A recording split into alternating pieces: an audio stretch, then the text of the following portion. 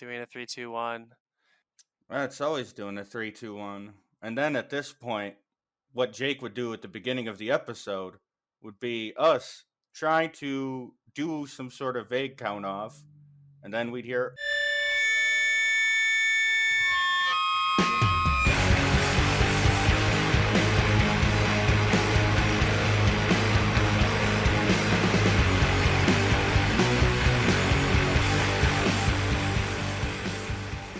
Hello, my name is Michelle Perez.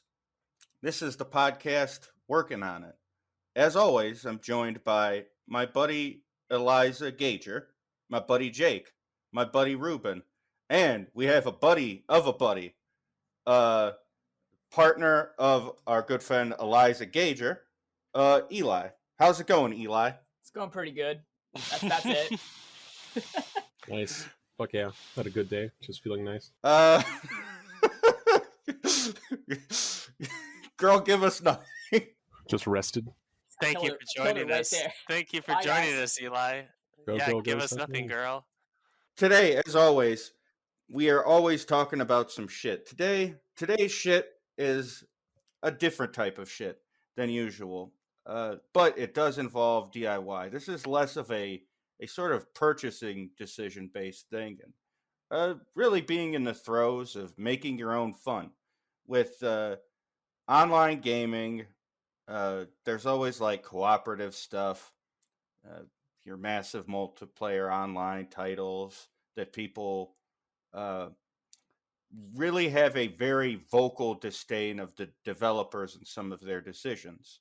There might be like a point of reference for some of you where modding comes into play.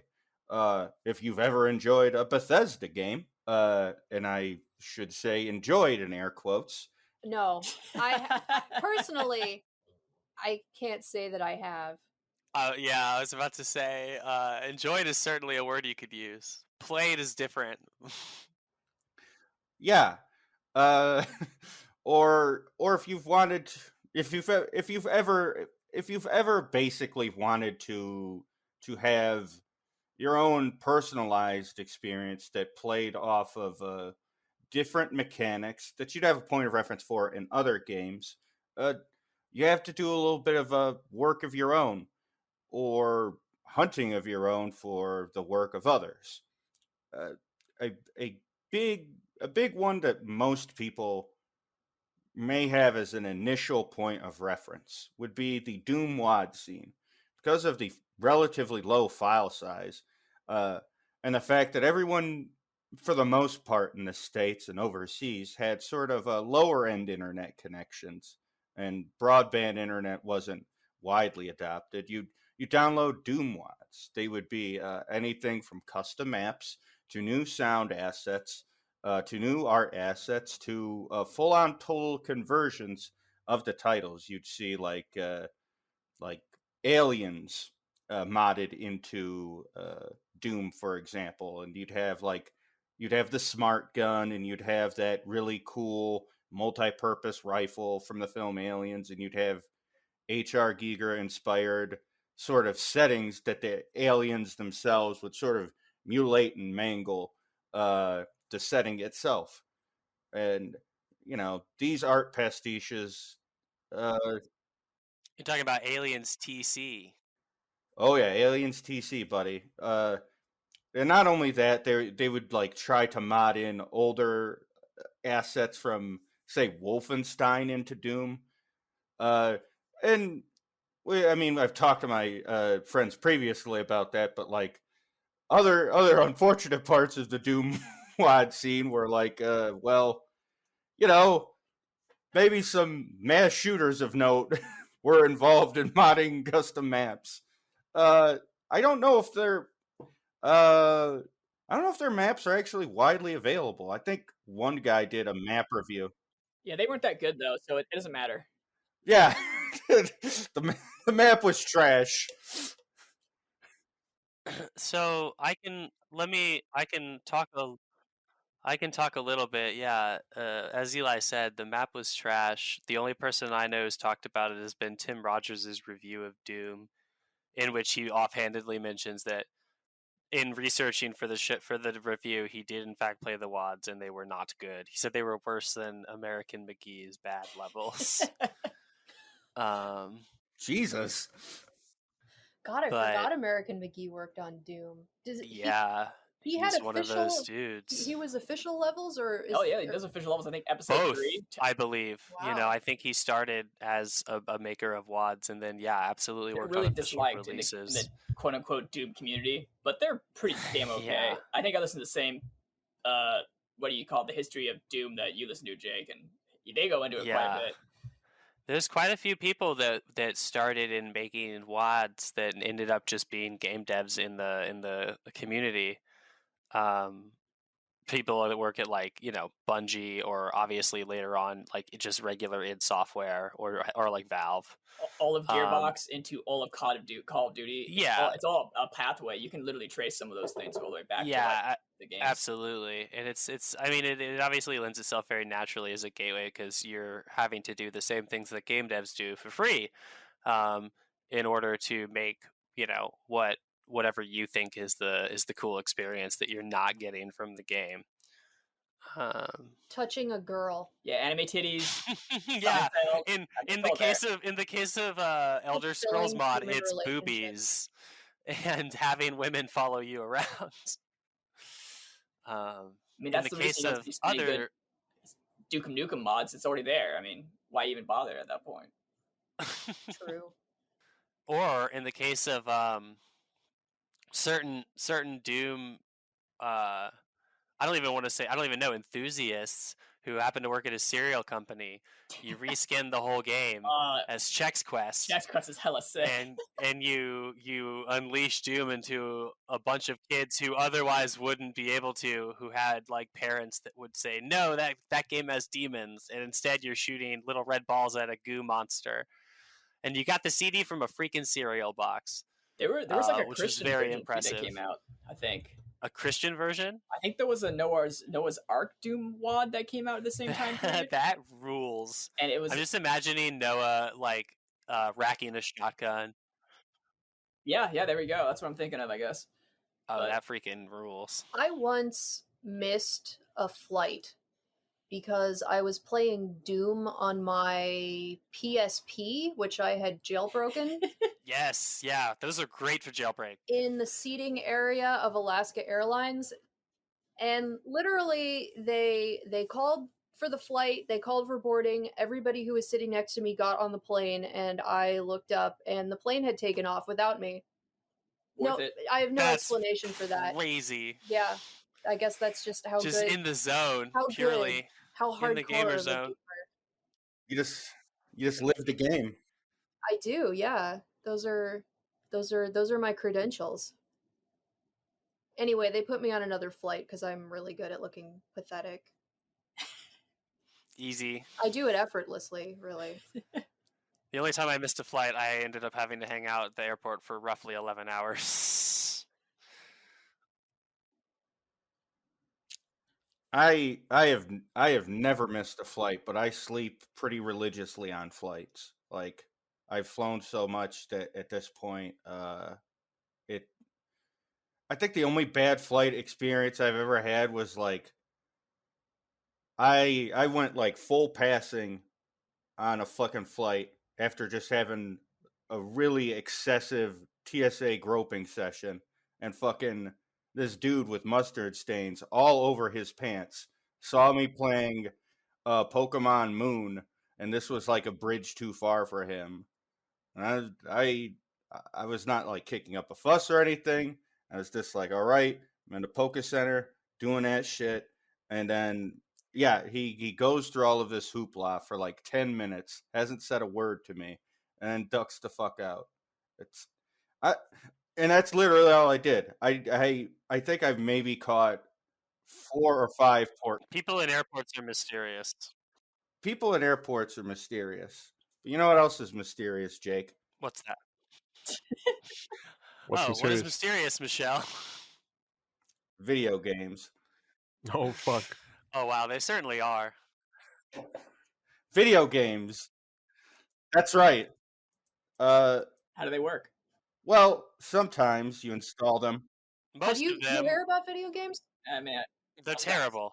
They're terrible. Got some on my computer. Yeah. I'll put them on. They're a sinful way to pass the time. Yeah. If there were a way to play video games without speaking to like 2/3 of the people that played video games, ideal zone. Which kind of brings me around to what I wanted to speak about. How many people have played, by show of hands here, a single player mod for a video game? Oh yeah. Yeah. Let's raise our fucking hands over the audio podcast. Yeah, over this audio thing. We all raised our hands. You guys. We all raised our hands. We played Did it. single player video games before. Good job. Well, modded though. Yeah, I've modded a lot of games. It's one of the reasons we're all talking about it today. Anyway, basically, as far as single player games go, the first one I had messed with was like Unreal Tournament. Unreal Tournament has pretty robust stuff and features out of the gate. It had like very early instances of what would precede normal mapping, which brings us closer and closer to the modern gaming of the now with the uncanny valley and what have you. But more than that, it was out of the box. You could play. Well, and the influence of the Unreal Engine. Yeah, the Unreal Engine wasn't as widely adopted, and a lot of games share very similar engines. The Source engine, for example, shares a bunch of base components with id Software's Quake engine, and vice versa, depending on newer and newer iterations. And a lot of modders sort of move between all of them. And I feel like the easiest way for them is either single player total conversion mods or extensive modding of an existing game. Like Unreal Tournament had a Chaos mod, which was a mod previously based on the Quake one. And these were ridiculous. There were these large, oversized guns. Some would like fire landmines with giant, oversized smiley faces, or big swords. Or in addition to that, you could mod in different art assets for characters. Like you could have like Spawn with this massive giant sword, and he would have all of these weird animated chains. There was another one where you could do a multiplayer total conversion where it was basically like Hillbilly Ace Combat with a bunch of jets and shit. It was pretty nice with it. You had a lot of different options. Yeah, I was big on Chaos ET. Unreal was a pretty huge breeding ground for a lot of games that would go on to become real releases. We used to play Red Orchestra a lot, which started as an Unreal mod. Mm-hmm. And was one of those games that really pioneered kind of the earlier. It's one of the first games I can remember where you did not have a HUD for your gun, and you had these old timey guns, and the way you kept track of your ammo was it would let the little dude pull the ammo mag out of the gun and weigh it, and it would say like light, medium, or heavy, I think, or Oh, I something. love wow. that. I love that. Yeah, It's like the mag's mostly full. it was the really mag's cool. Almost empty. Yep, it was basically like little cues, and you had to like obviously spend time and take the mag out to check it, and you didn't have any like health Counting your indicators. You would just have like little like I think you had like a little bit of like a red around you when you get shot. But yeah, no crosshair. You had only the aim down sights. It was very much supposed to be like a hardcore realistic trench shooter, which is Also, much like like that to me tracks all the way up to like Escape from Tarkov, which is a super popular game these days, where I also think the whole thing is like hard mode. I think think of Red those Orchestra- as dad shooters. Yeah, that shooters. Yeah. My for those. my For sure. dad he's almost 80 years old now. He's really into Arma 3. Oh yeah, see Makes sense. that is perfect because from Arma we can trace like basically DayZ, right, yeah. which was this big mod that took over a bunch of Twitch streams and the like for a long time. PUBG I think too. probably several streamers, yeah, and YouTube accounts like made their careers on making DayZ content, and it was an Arma mod. Within DayZ, the community had made a battle royale mode that got so popular that one of the guys who worked on it, named Player Unknown, was like, I guess we'll make our own mod. That begat Battlegrounds, and the battle royale craze lit on like a wildfire. Which begat Fortnite. Exactly, like it just goes right into the most popular game of our day, which is unfortunately Fortnite. But Wow, it does speak to the appeal of the battle royale format and I'm sorry you don't like good video games. I don't like Ryu, Jake. What's wrong with you? I mean, Fortnite is effectively Ready Player One, and I've kind of made my peace with that. Well, I mean, because it's not the kids are not using it as a shooter; they're using it as a Right. chat room. Right? Yeah, absolutely. Yeah, They're using it which- to show stuff off. I approve of that. You know, like they should have their own. It's like a sandbox, you know. Totally, Yeah. totally, and it's a very wacky and fun type of game. But also the success of the battle royale model, because the thing about Fortnite that most people know anyway is that it started as a tower defense game, which is where the building comes from, and at the time that they were developing that, PUBG was fucking wildfire. PUBG was like everywhere. And the devs of the game, as we can see, several developers at several studios went, "Oh, PUBG's pretty cool. We should make our own. We should check out. What if we made our own prototypes of this kind of thing?" And that begat Fortnite. That begat Apex Legends, and then that begat every less successful battle royale that's happened since then as well. Fortnite's so successful with the battle royale mode that the whole fulcrum shifted from we're a tower defense game to we're going full in on games as a service, which I think it was always going to be probably. And making your games free is And what sells those kind of things, especially for kids. I mean, that's what. for sure. I mean, Fortnite. as far as Fortnite goes, it's very much just this thing that kind of the way it relates to mods is that it took a creation of a mod in Arma of a concept that was battle royale, the execution of which was a huge hit on PCs for a long time, and then basically got overtaken. The thing with Fortnite is that there were a lot of people playing PUBG, but all the people playing Fortnite were not even concerned with PUBG because they were children who didn't have a gaming computer. So it turned this model into something that was widely available to everybody. The only other example of which I can think of in the past has come from mods. There's a lot of games that are obviously played by a lot of people, but compared to Fortnite, there's games that have huge numbers, and one of those is League of Legends. The other one of those is like basically Counter-Strike. I know it's not as huge as some of those other games, but imagine the amount of Europeans that just play Counter-Strike. And guess what those games have a point of origin in? Mods. Exactly. Nerds. Nerds making their own shit. They're mods. Valorant, the most recent Riot product, is essentially a recreation of a several 2 or 3 decades old game in Counter-Strike, with some of their own flavors that were also game concepts that were refined in a mod called Dota, Defense of the Ancients. So it's this very labyrinthine, well, not labyrinthine, it's this very winding history of game development that a bunch of the most popular shit goes all the way back to this kind of independent development. Isn't that where Team Fortress came from?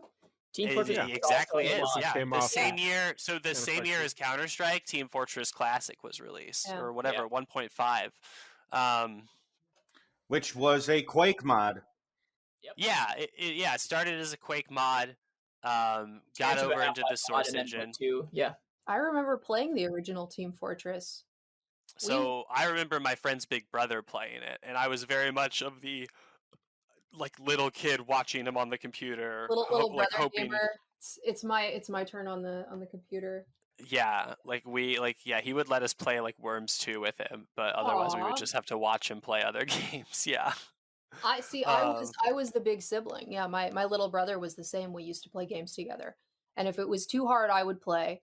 But if it was something that we could play together, then he would play. But he's like 6 years younger than I am, so I think it really I was kickstarting his development in a way by making him play Yeah. stuff with me that was way too advanced for Okay, him. you're not gonna be a casual. I mean, I Like, he's definitely pretty- think Exactly. them. No brother What- of mine is going to be a fucking casual.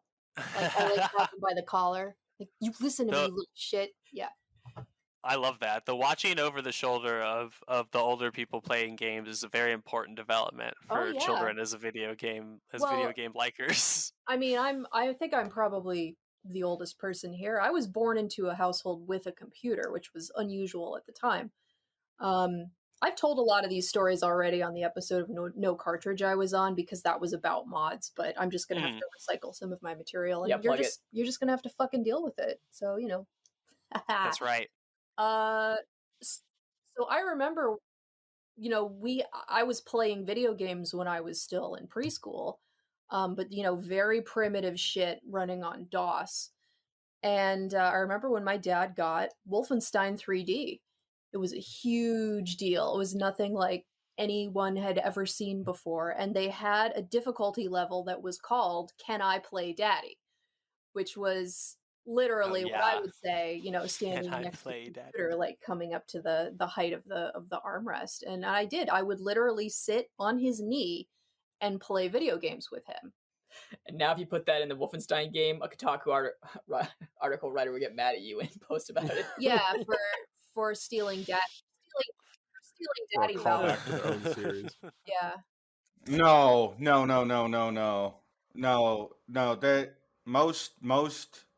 most writing I've seen from a certain era is like the opposite of what people would think of when they're influenced by like Hunter S. Thompson Gonzo shit. It's like deeply personalized. Like these traumas I've been inflicted, or I've had inflicted upon me, like came boiling back as I was playing Days Gone or something. It's like, I love Patrick Klepek, but it was like having a cinder block dropped on my head and all of my teeth fall out piano style, like a Looney Tunes cartoon. Like, I can't assign a 1-to-1 value. You got to give us more context. I'm fine with the context we have. I This is, have like, no perfect. idea who that is or what you're talking about. That's cool. Just let it ride.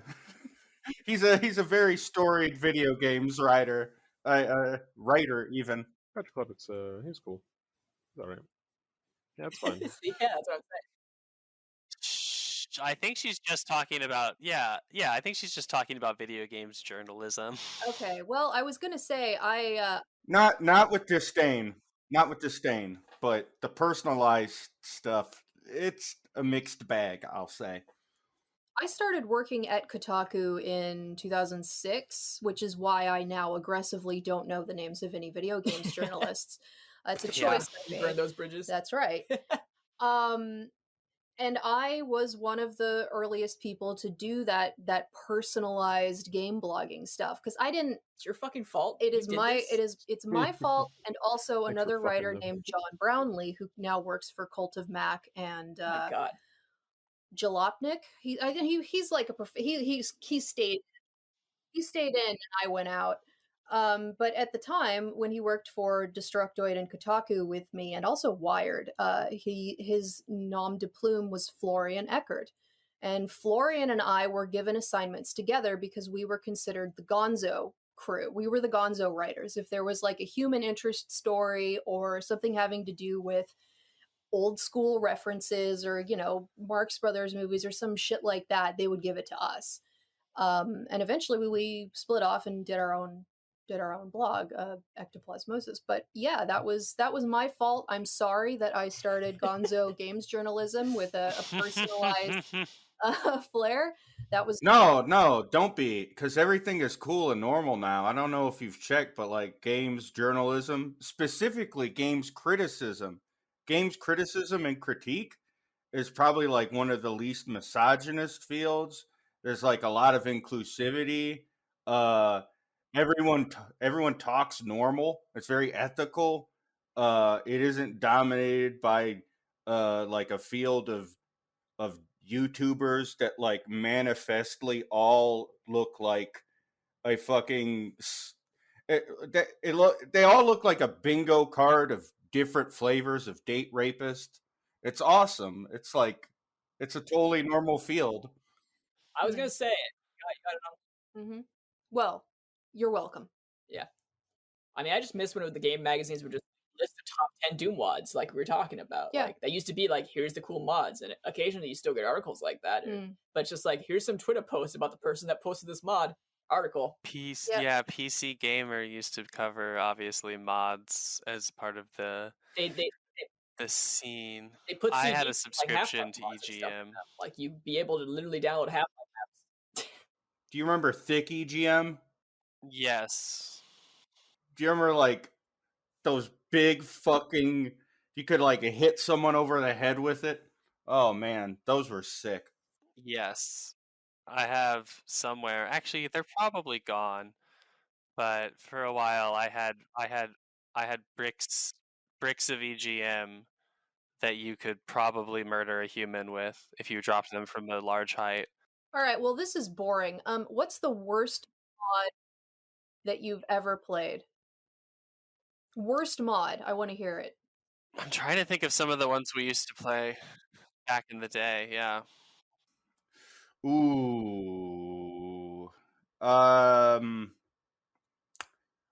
this will be unpopular, but the specialists.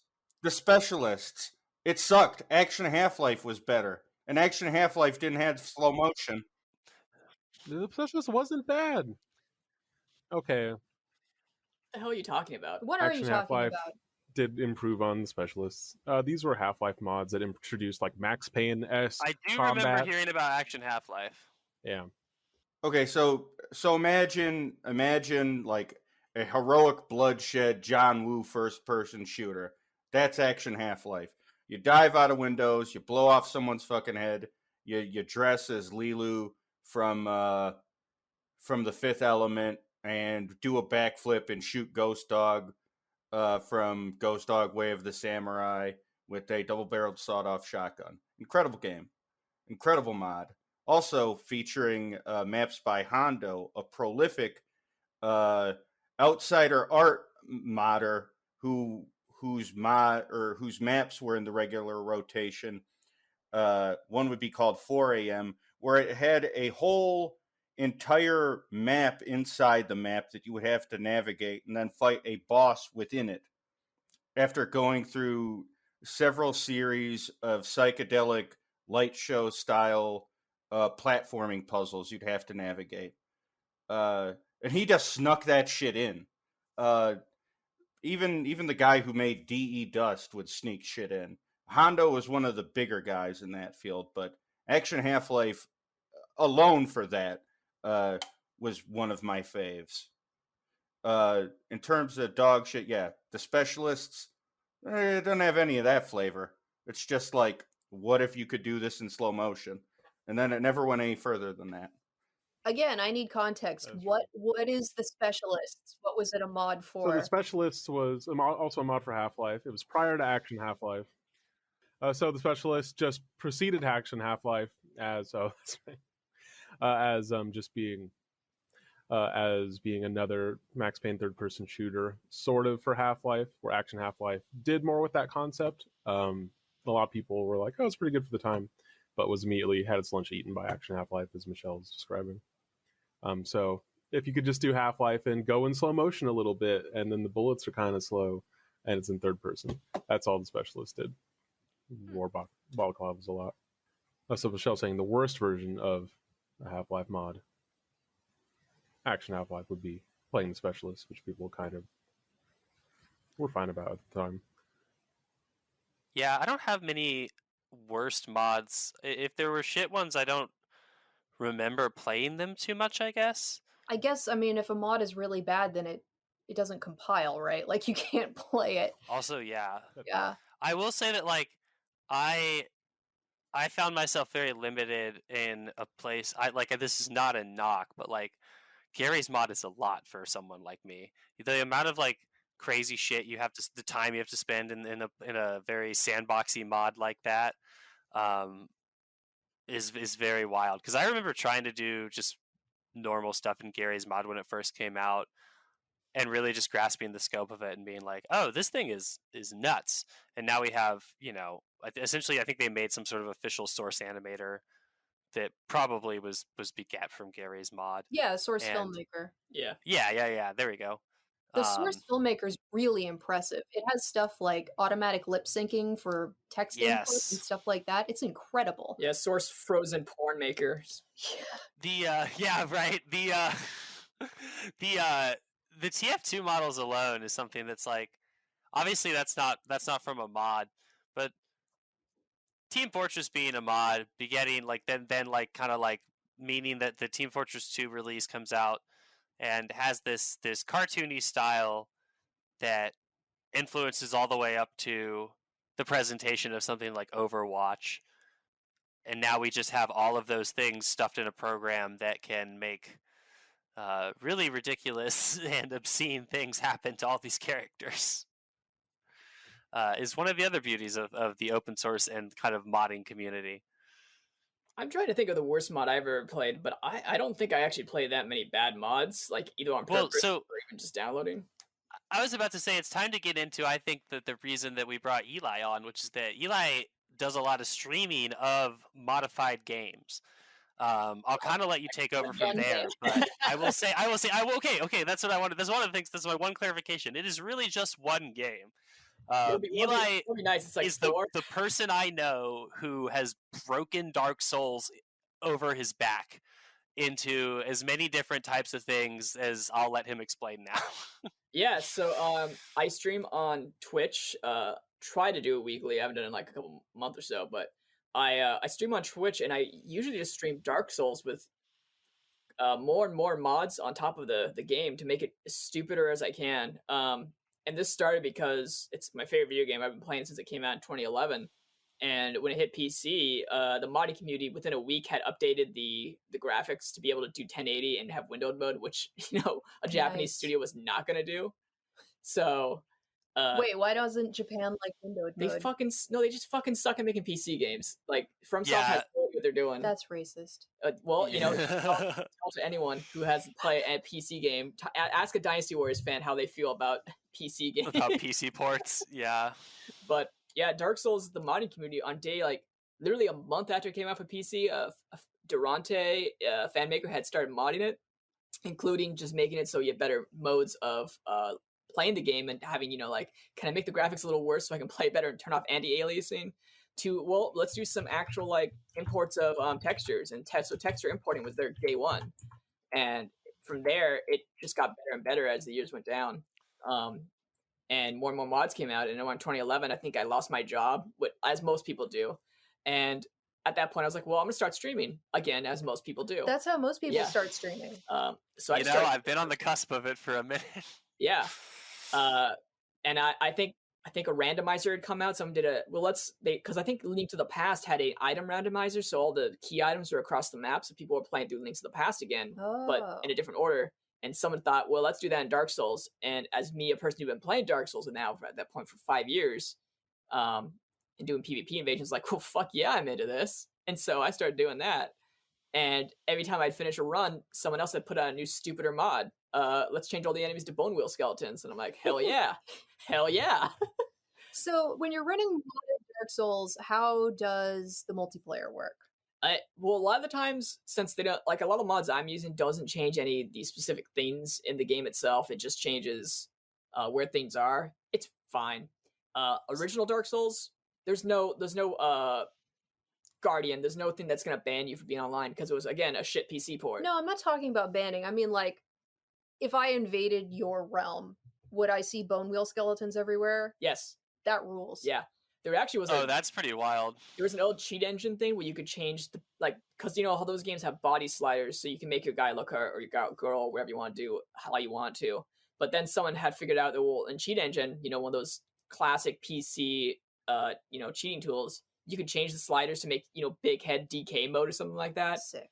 And there used to be a funny, like, old fan video where someone had taken this and they, instead of doing any of that, they made the head so small you couldn't see it, and then they carry around a lantern that was shaped like a skull, and they just like fucking Sleepy Hollow invade people, and because it wasn't actually doing anything to anyone, people just enjoyed it because you just get invaded by fucking Ichabod Crane or some shit, and he That can hit you with a rules. sword. I love that. And that's one of my favorite things of modding is like when you take multiplayer games but you don't fuck it up to the point where it's, you know, unplayable for people, you just make it interesting.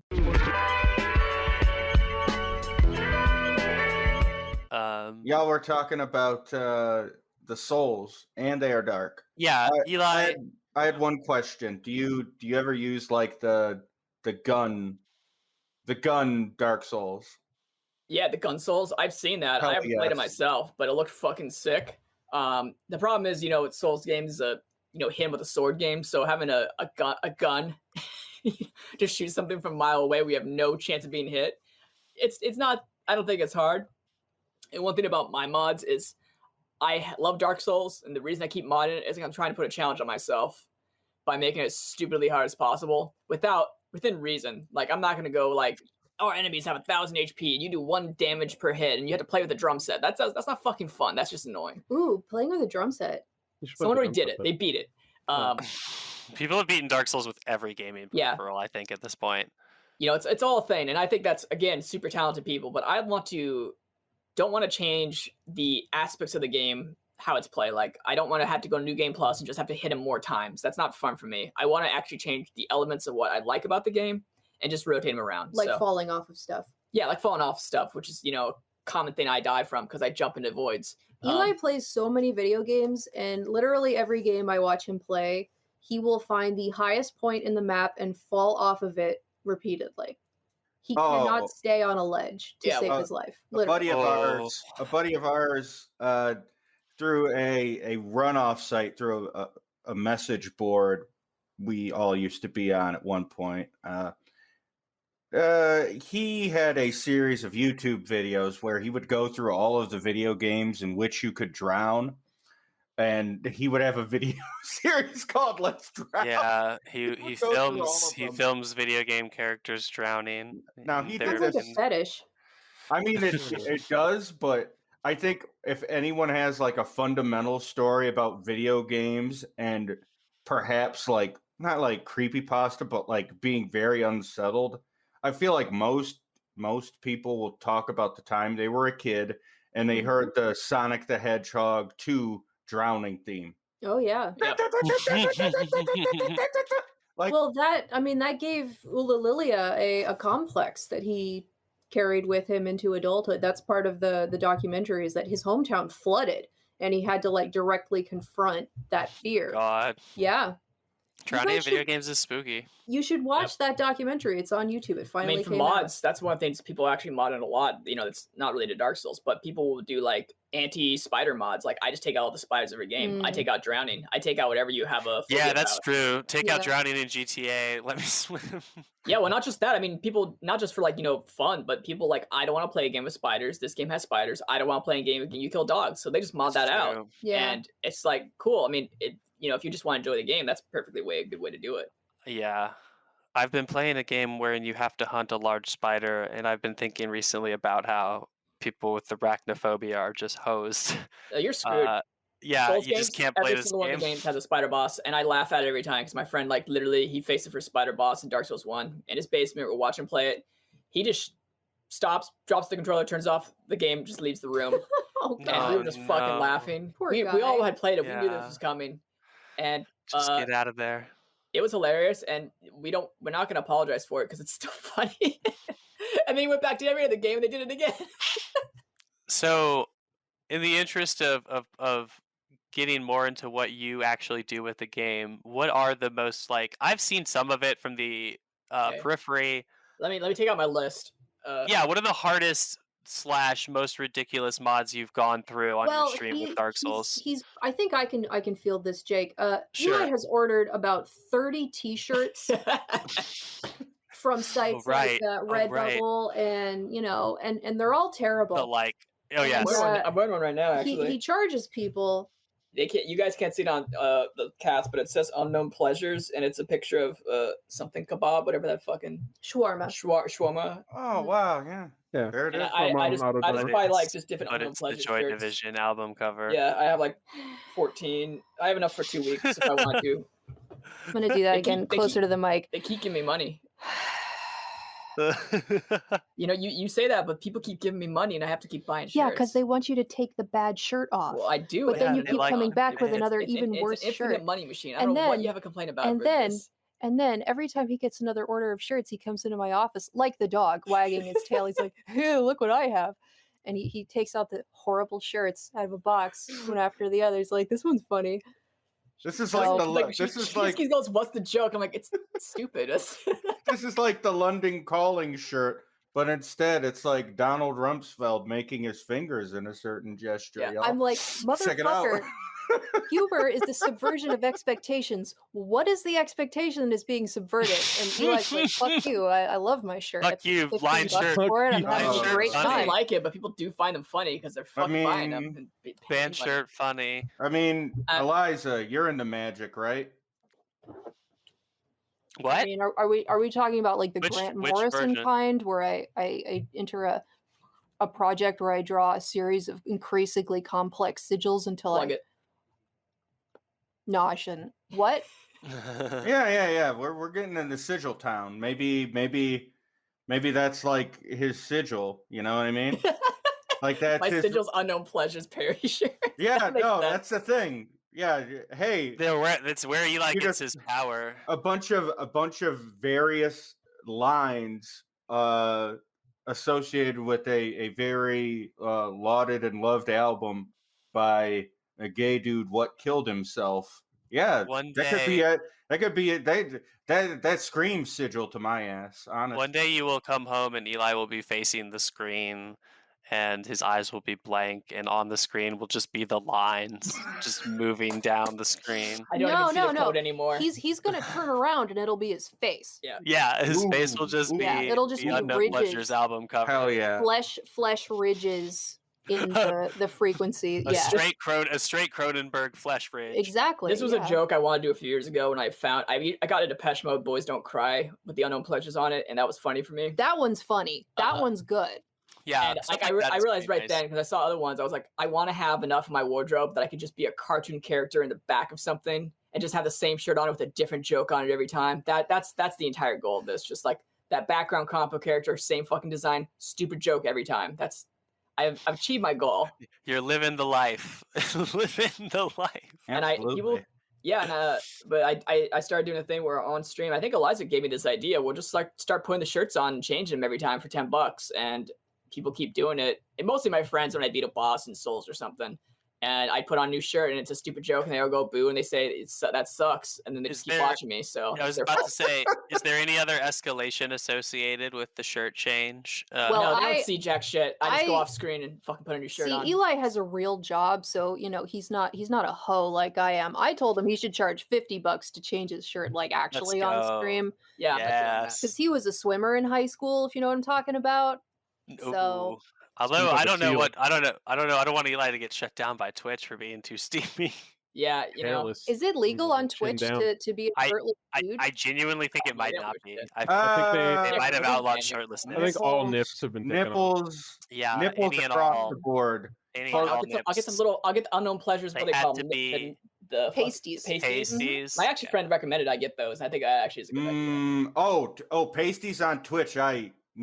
You like how gay we talking here? You gonna go like 1994 mesh shirt? Like I could go as deep as I want. I mean, honestly, if you do I pasties live on with Capitol that, Hill. I went to drinking with all my friends. I just constantly bears just come at me. Yeah, Eli's I'm a the very- token straight I'm a guy. twinky little dude. They When just, we go out, people think we're a lesbian Yeah. couple. So This I is mean, you can great. see it, right? I like, oh I'm no, fine with it. I I- know what I am. So. yeah, no, like I'm just imagining like trans girls' reactions to Eli. Like You're mad. "Oh, what's You're up? mad 'cause I'm- Your boy moding, huh? yeah, it's a thing. I got pictures of myself in like in college. My friend dragged me up, and she got really mad that I looked really good. Yep. Yeah, no. No, it's I can't do makeup though, so like Some to me, it's people like, are just- I like the option, but it's not there. the people that have like good skincare or like good genetics. It is what it is. Yeah. it's the, it's that Italian model face. Skincare Yeah. is the modding of the epidermis. It is. Oh my god. Many it's are true. saying this. Many are Skin saying mods, this. Bringing it full circle. Ah, Putting lotion on your face is basically installing a different EXE Guys, life hack. file. If we Life can, hack. if Life I can bring hack. this back to Face. Moisturize Yeah. your skin. yeah. if I can bring this like- back to Eli's nipples. Apparently, as long as you identify as a male streamer, you just have to cover your pelvic area. Fucking bullshit. What? Oh, Wow. that. Wait, That's- hold up. Yeah, Yeah, wow. Ruben, Boo. I- Ruben, Identification. addendum. We need an addendum. Where does that leave cum gutters? Yeah, you can have as many you want, I think.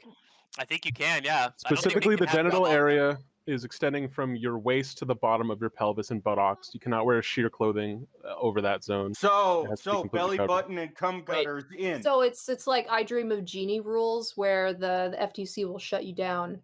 You can't have the V-neck Yes. dick pants, like with your Oh little my pube God. corner showing That's up. what that's what a cum No, gutter is. it's the whole. No, the the cum whole gutters zone. were your I think No, your the pec. cum gutter's up there. No, It's at cum the gutters bottom. are Oh, is it's it? your Adonis belt. Oh, okay. Yeah. All right. Waist. So I'm just Anyhow, Dark Souls is good. If you had a Dark tight like, fit, like here, get a tight like here. Yeah, Yeah, that's tight that's- Here. no, right it's there, like those are right I'm talking about there. even lower, like That's right the top cum of the gutter. pubes. That's yeah, those are cum So- gutters. Okay. You can well, show yeah. the top of it. You can cut it off like. So if you're pulling them out, you have Okay, to. so Oh, it's yeah, like- yeah, it's like- yeah, Pull it out. yeah, right here. We're all here. no one I thinks feel you like- I feel like- This is your hip. cum gutters. This on- is your Flip hip, it out. yeah. and you could show the top of it. You could get like 20%. I think I- Eli's got the an only person episode here who of actually Seinfeld. has cum gutters. This I don't area. know. Yeah, no, it's been a hot minute. I mean, I did, but Eli, get out a I fucking Sharpie and show us your cum gutter. no. Trace Son that of a shit. bitch. Let's go.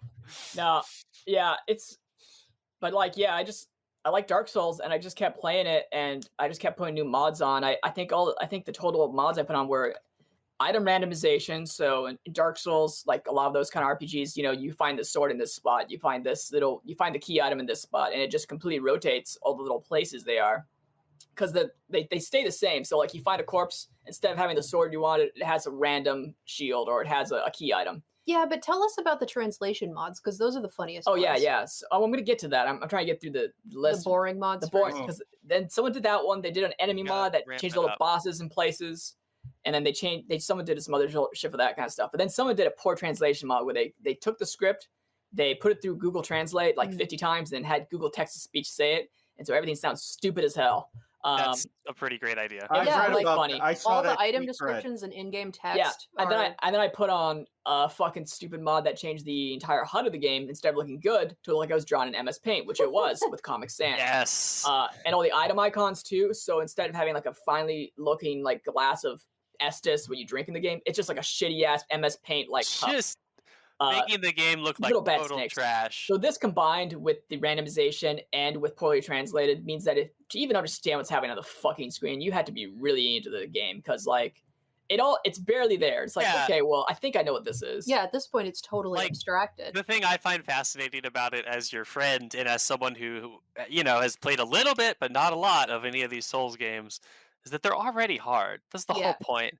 And you're already like, if you get to the end, you've already conquered so much in terms of like what the game asks of you.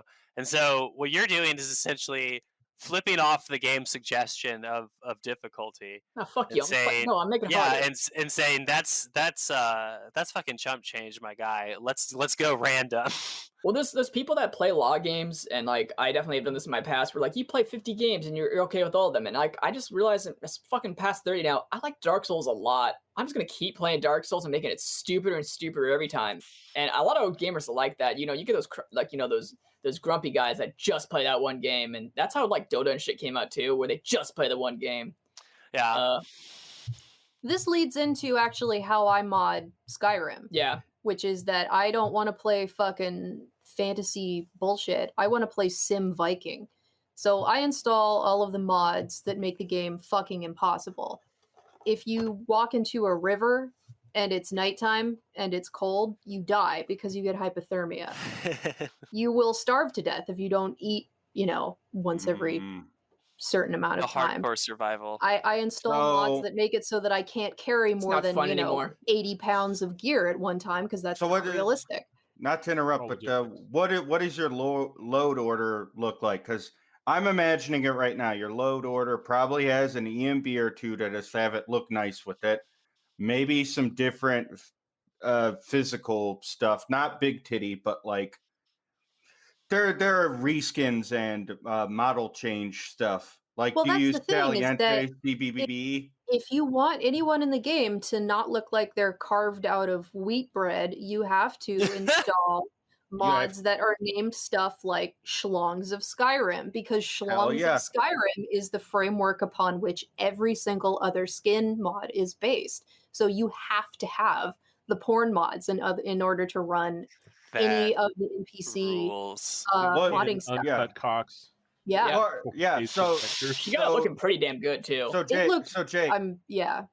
So Jake, like when she says that, like, so CBBE, which also has a Fallout equivalent, this is the most widely adopted one. So most of the time there are vanilla versions, but it looks like dog shit because the vanilla assets look like dog shit. But then you will have to go into CBBE, go through and have it go through the list and have it add all of the proportions of the bodies of all the people in the world. So just imagine a stage and all of the cast have to get bimboified or less bimboified in the case if you don't want it to be super exaggerated and you want normal assets. And then but yeah, beyond that, like, so you do like milsim rules. But I guess fantasy. I am my father's daughter. Yeah, I want shit. Arma 3. I want Arma 300 BC. You know, I want because my friend Lauren posted on Twitter the other day. She's like, I can't believe that people play video games with like the survivalist option ticked over. You know, how are you supposed to enjoy yourself when you're worrying about starving to death? And I'm like, because I'm not a fucking coward. Because I'm not going to starve in real life too. It ruins my immersion. Yeah. You know, I'm in like Hyperborea and I'm playing Yogg the Barbarian and I'm splashing around in a minus 20 creek and not immediately getting frostbite. No, fuck that. Like that, to me, that's an interruption of my immersion. I want things to be realistic. I want to have to camp, you know, when I get cold and tired. That's for me, that's the escapism, because I want to actually be doing these things. I don't want to just be pretending to do them. But I have autism, so I don't know if listen. There's a big this relates to the success of a battle royale genre through mod release. I am not alone in being a person who read that book and wanted to make a video game out of it, as evidenced by the creation of PlayerUnknown's Battlegrounds, right? What book are you talking about? The book Battle Royale. Battle Royale. There is a comic? I'm not gonna get into that. Stop trolling me. I don't want to talk about the Battle Royale manga. No, it's not great. Are you people aware that the term battle royale predates the nerd shit? Okay. No, Elijah, that's a lie. We're talking about a battle royal. Beat Takeshi when he was carved out of stone and clay and struck by the lightning of Zeus, said 2 words before clasping his lips upon his mother's breast, and they were battle royale. No, they were I'm gay. But that's in Japanese. True. How That's do you true. say that? And then in he put the the gun to his head, Sonatine style. I just want to take out a moment, do the cross in the air, and say, you know, whatever you're doing out there, Pete Takeshi. Is Michelle still talking? Did they stop? Michelle decided to go into her own bit. I was listening. It was she was in a fugue state. No, I get it. Like I get it. I get that way when I think about Takeshi. No, to speak more to what you were saying, Eliza. Speaking in tongues. The being on an island all with each other and scavenging for weapons concept, I think, is the biggest thing that was like cited as a direct inspiration from the book and the movie of Battle Royale. I think just that that concept being, like like I'm not saying I want to be trapped on an island and have to murder everybody else in real life. I'm not saying that. Well, you should. It's What I'm cool. saying is society does. what I'm saying is pretending to do that. You're saying that you want to be trapped on an island and murder everybody else in Minecraft. Yeah. That's correct. That's Jake very isn't cool right. enough to want to be a Sigma male. He just thinks about it in his head. What I'm saying is that doing that in Minecraft or any other video game is a really fun time. So that form of escapism through stuff that I don't necessarily want to do in real life is just a very crucial thing that I think emergent kind of emergent gameplay comes from modding, because these experiences aren't available until these people either put them into the game or make them Or themselves. grow some balls. Oh. Yeah. Oh, all right. It's one of the good parts of enthusiast culture. I would say the worst part we have of enthusiast culture is twofold. One, it's monoculture engagement. The Netflix style. This is so important. Engagement, serotonin loop dog shit. Yeah. I straight up, not to take too big of a tangent, because everyone, as of this recording, has been not shutting the fuck up about WandaVision or whatever. I've watched every episode of WandaVision. Yeah, me too. It sucks ass. I engage with the monoculture. I do. Fucking sucks. I take in everything. And it's like good, bad, and different. It's like I don't give a shit. It's just okay. I like having conversations with comic book people about it, and They that's don't watch my WandaVision. ceiling. They don't give a shit. But I mean, that's the thing. That's the thing. Like, Movie fans crap. yeah, exactly. Like movie, but then the opposite end is like the critiques are just people reiterating Martin Scorsese's shit. And for me, as someone that creates stuff and also did things and like critique, As it's Martin like Scorsese. yeah.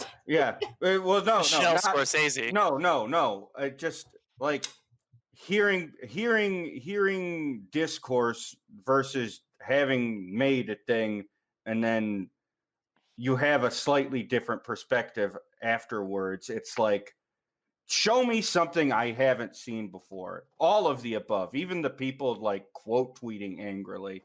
Fucking, you're all saying the same thing. Show me something I haven't seen before.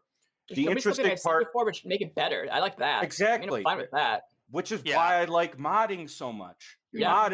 Modding is that discussion, but then you decide, I'm not going to be some Gamergate jack off that makes my whole fucking existence about talking about how I could make something better. Or Right. in comics, Yeah, the worst guys are the Batman right. story. Yeah, exactly. The worst guys are like the right wing guys who like add pow or bang or slightly change the physical assets of a character. Ramon Yeah. Villalobos went over this. They go and change Wonder Woman's boobs to be bigger, Yeah, etc. and that's Oh, I your love that. fucking, Shit's fucking your stupid. fucking, that's your ceiling for making something better. Like that's the height of your imagination, which is why I love modding, because it's like, what if we changed the creative limitations associated with the thing? But the thing is that the 99.9% of mods are making Mhm. Wonder Woman's tits bigger. Absolutely. She's right. Let's talk about the absolutely. best Half-Life 2 mod ever created, the cinematic mod, where Woo! Alex was given, a fully rendered vagina up to the fucking Oh, my pelvis, hymen. cervix. Yeah, Yeah, Jesus. Oh, fucking Christ. goodness. more fucking like assets and like fucking polygons to put in that thing, and her Oh, fucking God. horrible face the entire rest of the game, and that's just Yeah, infamous for being the I think pinnacle for we- the exact thing Michelle was talking about here. Browsing Yeah, I think we- the Nexus mods list for Skyrim and Fallout, Yeah. it's fucking depressing to me. It sucks. It's It like, does. okay, you have unlimited power to do anything you want. You're God. If you are a modder, you're God in Skyrim. You can do anything you want. You can make any creature you want. You can create any experience for the player character. Your ultimate fantasy is to have a 12-year-old adopted urchin who wears a corset, No. follows you around, and calls you daddy and is romanceable. That's No. one of many of the top NPC downloadables on Nexus mods. Oh and yeah, shit like that. Nexus. That Really sucks, mask man. off. That's like, I really want to have some faith in, men, but like every time I go to places where they are allowed to express their ultimate desires in that way, that is the kind of shit that I see much more than anything else. Oh yeah, It Yeah, it's not a sucks. safe, Eliza, bet. I'm Eliza, I'm 100% with you on that. Like, the older I get, the more I think, as much as people dog Joseph Stalin, maybe he had a point about a few things. Well, like talking yeah, about what no, Eliza's saying. Real shit. No, I'm actually becoming more Stalinist the older I get. I think people should be grabbed by the fucking shoulders and be told, you need to take your medicine or you'll fucking die. Yeah. But like from the Souls, like to tie this to that, like it's funny. I was looking at the mods for Sekiro, which if people don't know is the single player Souls experience, because all the other Souls games get multiplayer. Yeah. And there's something about Sekiro, which is a single player ninja experience, and it could be because it's a weeb game. It could be because it's a single player experience. More of the mods are nude mods, and here's my Final Fantasy sword mods. There's a lot less fun bullshit mods. Even just for like I said, there's not a lot of item randomizers or some stupid shit. I mean, it's just not as fun because the people that are playing the single player experience for that kind of thing, and even with Skyrim, they want their fucking fantasy. They want their, they want their big titties. They want all these things. That's their escapism. Yeah. They would have put Cloud from Final Fantasy. And it is those mods. Here's 2D or 2B, and here's a huge ass, which, there's like 1,000 of those of varying quality. And I mean, to be clear, just to make my position clear, it's not that I think that the big titty mods are bad or degenerate or that they should be illegal. I think they're great. People should totally explore their most superficial and boring fantasies. I don't care. I think it's great. The thing is that there is no alternative. Like, that's it. If you want to download anything else other than big titty baby wife cat, or the gay version, which is, to be fair, 15 to 20% of the Skyrim mods are gay. You get, the large penis husband guy. Exactly. Yeah, big dick husbando. Big dick follower. Those are your two flavors of ice cream. There's almost nothing else there. And that sucks. Like, I am totally down for just degenerate giant tits, but I want there to be a balance. Like, there should be a lot more monster fucking in Skyrim, Like, if you're gonna have fucking mods. This is actually... This is the truth. So, in the past, while we were doing iterations and actually developing this idea, because we had gone through it and we had recorded stuff and also just had a lot of discussions. Do you mean the podcast itself? Not just the podcast, but also just conversations between us before we even got to this point. I was talking about the seminars where there's this one board called Lover's Lab where it is complete degeneracy, but it goes above and beyond to the point where it's almost outsider art. So Fallout 4, for example, these guys added in like a bunch of ghoulish shit like bestiality, slavery, you run the gamut, but also sexually transmitted diseases. And then sexually transmitted diseases over time. You want to talk about Milsim? See, that's immersion. That's the shit I want to know about. I don't know. Always wanted to risk chlamydia in a video game. Well, that's the great thing about these kind of mods. Like, especially when people make them, you can take the aspects you like and the aspects you don't like, and you can just remix them. That's the thing. It's definitely it definitely. There's like a ceiling for how many things you could put into Fallout 4. The best ones, I would argue, outside of what Eliza said, where people are really unimaginative and what really gets the most play. What's interesting about Fallout 4 and its modding is it's modding after New Vegas, which is arguably the best Fallout game. Yeah, I was going to mention that about the latest big mod in New Vegas. There was a complete overhaul for it that took place. I think they made it take place in Portland, and it was a huge deal. And it got a lot of. I actually don't know. I don't play Fallout, so I don't know anything about it. I just found out later that 2 people on the staff got outed for putting like child slavery in the game as a dialogue option. And I was going to Yeah. say, if you'll allow me, Eli, I was yeah, go ahead. before you get Probably into the that. expert. I don't know. So yeah, we were Michelle's the expert on child slavery. that's what they say. Child slavery. Flop Let me car. stop you right there. I've had a PJ Media article put out about me and the Federal article or the Federalist article that alluded to my existence, but like never had the child slavery one put on my ankle. So like another feather in the cap. So Fallout the Frontier. Yeah. I'll get to Fallout 4 in a moment, but Fallout the New Frontier basically was a 7 years in the making mod for New Vegas. New Vegas is unimpeachably, in most people's minds, the zenith of what you could do.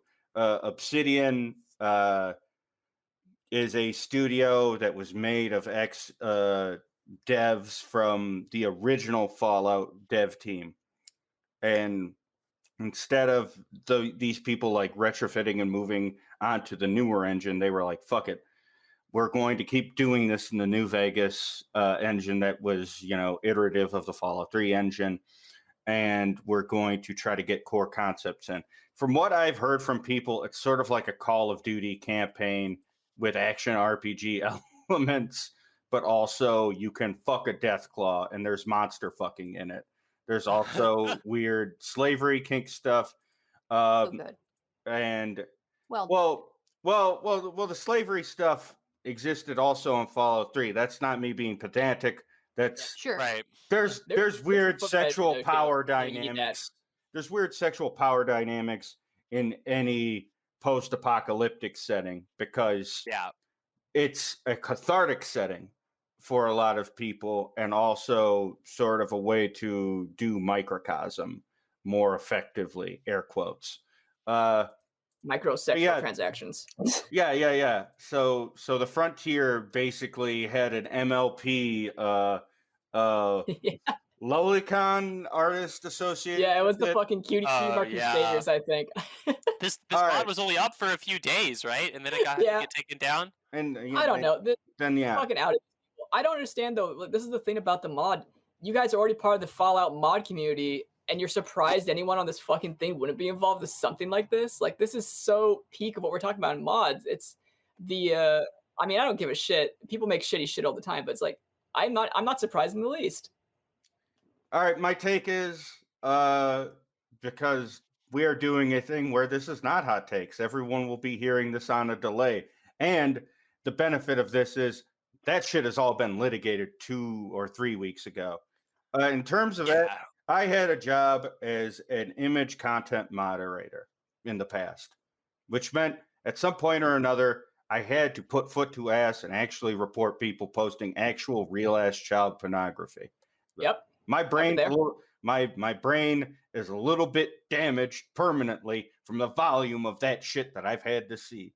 I didn't get therapy. We love the precarious gig economy. That's it. Mm-hmm. But the thing is, okay, that versus art assets. I have no interest in litigating how people might feel about the medical ramifications of that. I don't have the mind for it. But Mm-hmm. I do not. Unless you are posting actual child pornography or this or that or whatever, I'm not going to weigh those two instances the same. No, I agree. Agreed. You know what I mean? Yeah. I'm not gonna fucking get a. Now, if we want to get into magical intellectual premises for why that thing might inform this thing, fine. But that's a separate the fuck discussion. So destroying a whole project based on that, or doing a guilt by association thing on those premises, I think is a bit myopic. I agree. And- I mean, and also you can just take that shit out.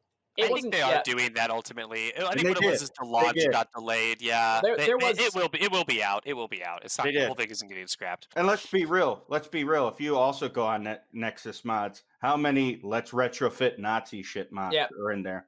Or that's- Yeah, in the that's case a of big yeah. So Fallout that's what I was gonna 4, mention about the Mhm. Frontier, dude. Was there was a ground level fucking right wing attempt to make it look really bad because they didn't like the politics of the games because it was showing the classic I guess the more Oh, fascist. so they were like pedo jacketing it.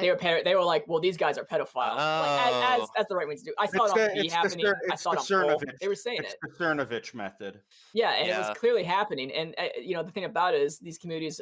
I mean, I'm not a fucking expert, but they try to censor themselves like, oh no, we need to be morally pure. I'm like, your guys are fucking modders for Fallout You're again. Like, what? You're modders for Fallout. Give a Yeah, there's shit. nothing Like, you've say already you're given sorry, do a jack off motion in the air, and I assume Right. you guys are all making porn mods. Yeah, of course you're fucking pony Yeah. pedos. Like that's what I expect from my Fallout modders. You know, yeah. if you don't We have a already put- questionable DeviantArt profile, I'm not interested. Yeah, you can't make jack Yeah. shit. What do you? and I mean, Unity? Fuck you. for me, like, do I think there can be associations with certain kinds of artists doing things in a certain way? Like, okay, not to get too tangential, and I won't commit a million years to this, but like the Shad Man or Shad Base guy, almost 1 million followers. Okay, well I have to leave now. You said Shadbase. I mean, that's just the rule. Sorry. I work in I've worked in scenes where there's always one person removed from a porn artist, or in my case, all I've known is porn artists, and I came up to the Tumblr scene. You have to know you have to have a vague knowledge of all of the insane jagoffs. And yeah, that was a dude that drew art. To clarify, Yeah, that's a porn artist. That's a porn artist. And yeah, he would cite like actual art assets involving actual underage people, like that. And then that turn in them into porn. in my mind, there is a straight line. You can play with all of the different dynamics and this or that on some other level with some things, but when you do direct citations or whatever, that's the straight line for me. That's where I say, oh no, you are fucked. You're a sicko. That's fucked. But that's the thing. If you put all of that on the devs of a game, then you're being very myopic, and it's negative. But what's weird is how a lot of these mods and how all of them come into prominence is like this sort of enthusiast culture where they don't have a specific ideology mapped to them or a specific coherent identity beyond enjoying what they enjoy with specificity. Beyond liking the game, really. Yeah. And what has been interesting to me is the permutations that sort of spiral out of it. When we were talking earlier about this begat that, I was thinking of like the book of Job and how goofy and incestuous the line of Job went to all of these biblical figures that would then form your sort of biblical pantheon of figures within that subset. And it's wild that And Job loved, underage ponies. It's in the book, so it's yeah. I mean, there wasn't like the little dragon guy. There wasn't like the goat person. They didn't become anthropomorphized and then human versions. But like aside from that, when you think about it, the Bible's just as a mod, of the Old Testament. I mean, That's true. The New Testament is a Gearbox developed it, they released it, Yeah. and it was popular on the PC. So Apocrypha is like Deleted demodding. content. Yeah, Dead Sea Scrolls. I mean, DLC you had to put that back in. They found the assets and they just fucking shoved it. Mm-hmm. Oh my! I feel like there's a thing with mods that I kind of wanted to get into is that there's a Absolutely. couple ones that have had gameplay elements that haven't crossed over into the mainstream. Example. This is mostly stuff that comes back to like the way that Michelle and Ruben and I know each other, as in why we're like all on the podcast, is that we often played video games together back in the day as posters of an internet forum, and most of the games we played were either Unreal or Counter-Strike or then mods of source games. So we spent a ton of time playing this game that has never been really, I don't think, crossed over well into a hell format called the Hidden Source. Yes. The Hidden was a source mod that was basically just an attempt to make isometric multiplayer work in a fun and relatively fast-paced way. The biggest turn-based or- comparison, no, No. it's like a first-person shooter, but it's basically the concept is one person is a predator, everyone Oh. else is on the team. Wait, I is think it you say isometric? asymmetric. Asymmetric. Yeah, sorry, asymmetric. Oh. So like 1v, I think like 6 was the max you could have on another team, if I not think more. I think you go up to 8 and get up to 2 invisible Yeah. people. And Yeah, then it would so be the- resources doled out to the invisible person, so like health, Yeah, bombs, etc. exactly. So if you were the invisible person, you would move faster than everyone else. You could jump higher than everyone else. You could stick to walls. So you could jump to think the I already wall. Yeah, you popular. could jump up on a wall, stick there, wait for someone to crawl by, and then jump back off. You had only melee weapons, so you had a knife. You could either hit them a few times to kill them, or you could do this big wind-up stab that if you hit them at the end of the wind-up stab, instantly Insta-kill. obliterated, just insta kills. The pig stick. So yeah, so from the perspective of the players hunting the hidden, which again is effectively just a freaking predator, you're sitting there, you're kind of basically trying to listen for audio cues. You can see them in a shimmery kind of cloak status, but it's very difficult to track. And all of a sudden, the dude right next to you just ragdolls and slams against the wall, and a blood Oh. splatters, Yeah, and you hear like a creepy alien noise, and then skitters off into the distance. That's So- cool. So the audio cues go like this. The hidden has heavy breathing.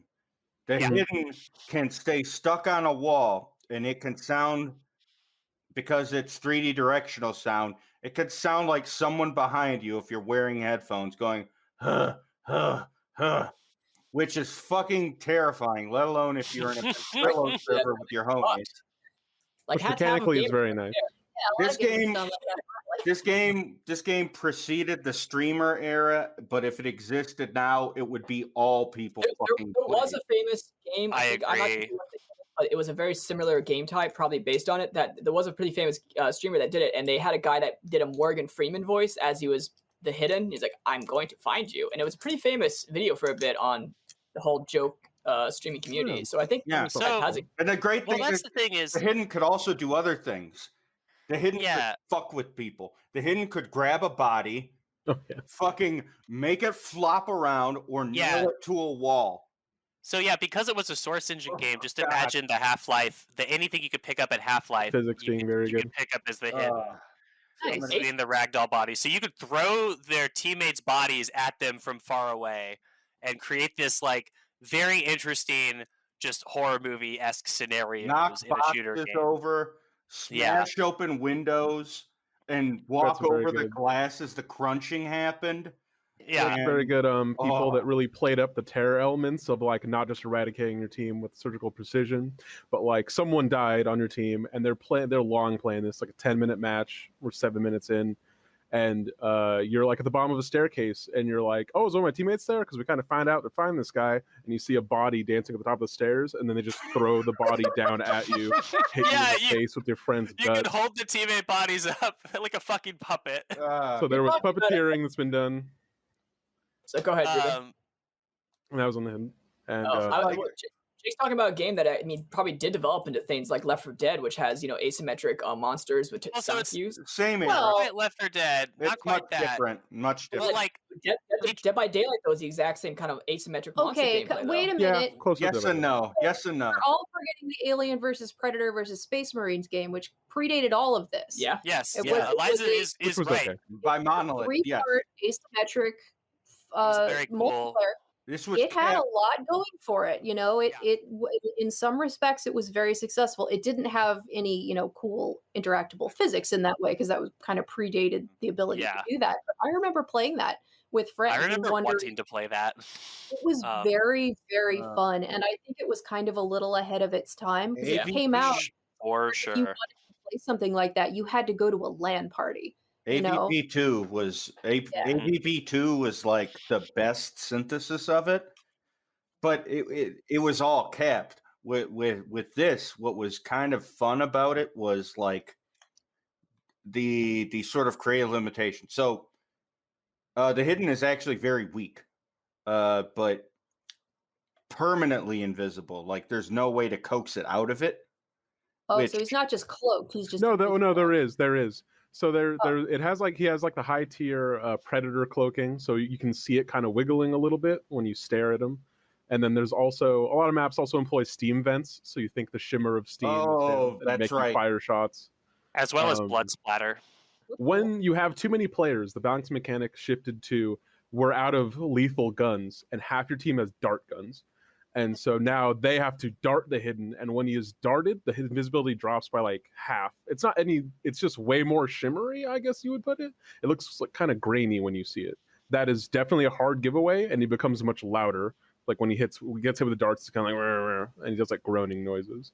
Oh man. So you could I'd love do to see that. games like that kind of do that, but I Yeah. don't think FPSs or any kind of FPS in that way that's not a team shooter that with like classes isn't even popular Yeah. anymore. So, I know. Well, Yeah. that's the thing. So it's like the Left 4 Dead people had a game Phasmophobia called a little bit. Evolve. yeah, Right. yeah, Evolve was a good call too. on that. Evolve was an attempt at something like the hidden, but not exactly, because in Evolve you're just a big monster. You're not like invisible. You're more of like a powerhouse. Right. And then the other game is like Dead by Daylight, which is, as Eli said, like you're a killer, but you're a known killer on the map, and again, everyone can find you. What I have never seen successfully translated, and I think Michelle actually nailed it. Like, even if this game was still a playable mod, it could pick up a big streamer tick just based on being very fun to watch several people play. Like if like 5 people streamed it at the same time, I'm sure that content would make itself very easily. I would love to play that. Yeah, Yeah. and we've tried to resurrect it. I don't think there's just no servers for it anymore, Oh, really? unfortunately. Can you host your own? I don't know if we can Yeah. still pull it up. I'm getting to the point where I kind of want to investigate it. It has the website. The website's still up. It's just very old. The last post is from 2012, and that was I think even this has like been made in other games crazy. though, because I remember seeing the gameplay of a game like this, but it wasn't in a source engine or it wasn't a very Right. later. So this must Yeah. be existing in other games too. So So that That has core some- asymmetrical I've been concept told- is very, very fun, and something I think could just like it just holds up. I've never played a game that has been as fun to play with other people in that space since then. It's a little bit like Among Us, even. Like, imagine if Say Among Among Us was a first-person shooter, and there was you just knew someone was invisible all the time. It's not quite Among Us because there's not an imposter syndrome. You know who the imposter is. But that appeal of just having to hunt someone down with your teammates, or on the other end of it, being the sole invisible person and hearing all of your teammates or your friends rather freak out as you hunt them down one by one is a very satisfying experience. It's because the Among Us and a game we played recently, Unfortunate Spaceman, like Yeah. kind of scratches the itch in a specific way. Spaceman is the closest it's gotten, and it's not as Yeah. good at all, I but played it's that and not like it's it. The voice very was close. annoying. You know, I always say this. I say this every time. Space Station 13. Yeah. Yeah, Yes, it's very. Could go I back. mean, it's something like that. Yeah. honestly, Space Honestly- Station 14 is in playable alpha right now. If you guys want to play with me sometime, I would love to do that. They run playtests every weekend, and the playable alpha. I think you don't have to wait to be called in anymore. I think you can just go to the website and download it. An alpha. That's cool. I fucked around with it for several hours. It's very, very close to completely functional. I mean, it's Ooh. like playable at this point. Nice. I haven't gotten in during any of the big playtests yet, so I don't know what their population is like. But those maniacs have gone and done it. They have Yeah. made Space Station 13 into something that is less confusing, more playable, but still God. looks. does it have like animation frames? I don't think. Or does it anything still have different? like the janky? Are they you just know, reiterating on challenge? 13? It looks almost exactly Like you're the like same. sliding across a fucking tile set. There's That's no fine. animation. That's fine. That's fine. I was just curious. Yeah, no, I was actually part of one of the Space Station 13 remakes that Ooh. failed, and there have been dozens of them, so it's nothing job. special. But yeah, Honestly, real shit. some We pixel could art. probably have a whole Space Station 13 episode.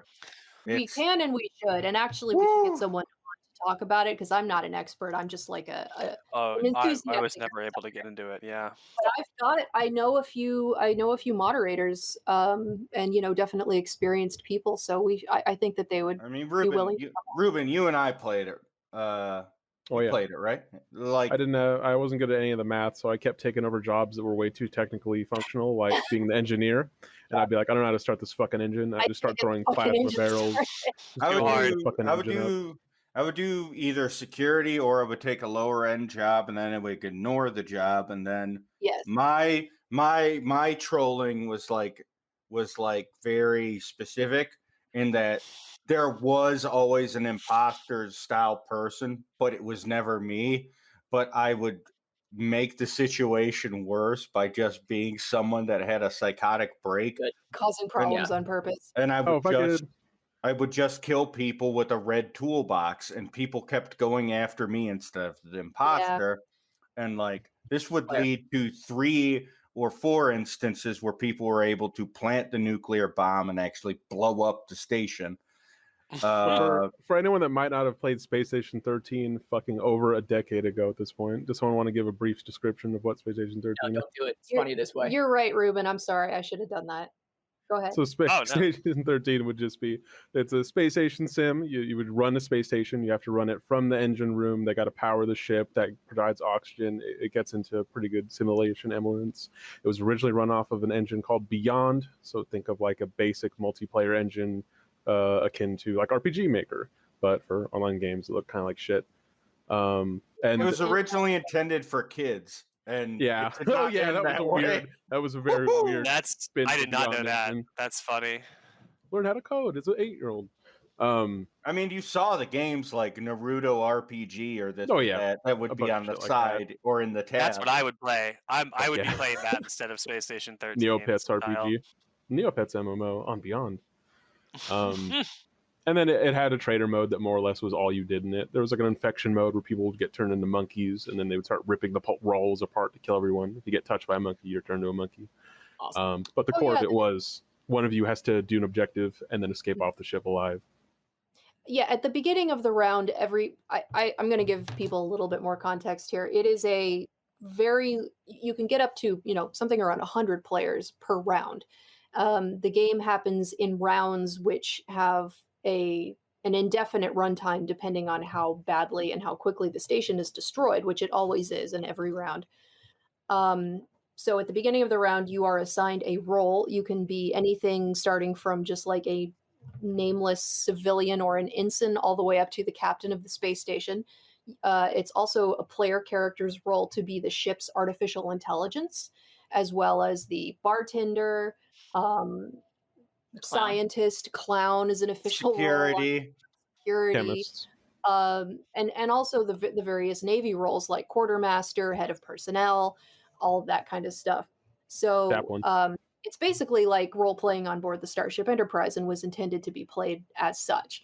But at the beginning of every round, the type of round is decided, and usually there's an adversary of some kind. So there will either be a traitor who is like an imposter in Among Us, who usually works for an evil corporation and is attempting to sabotage the station in some way, or it'll be an alien of some sort, like a changeling, who is a thing kind of like the Thing in the movie.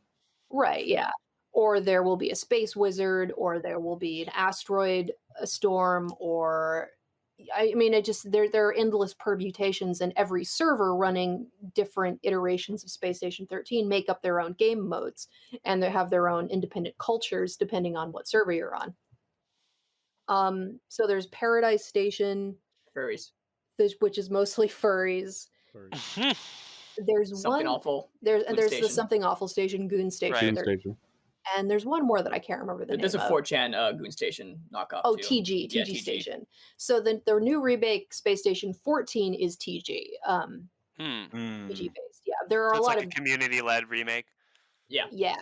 So there are a lot of goons involved because the TG Goon crossover is pretty dense.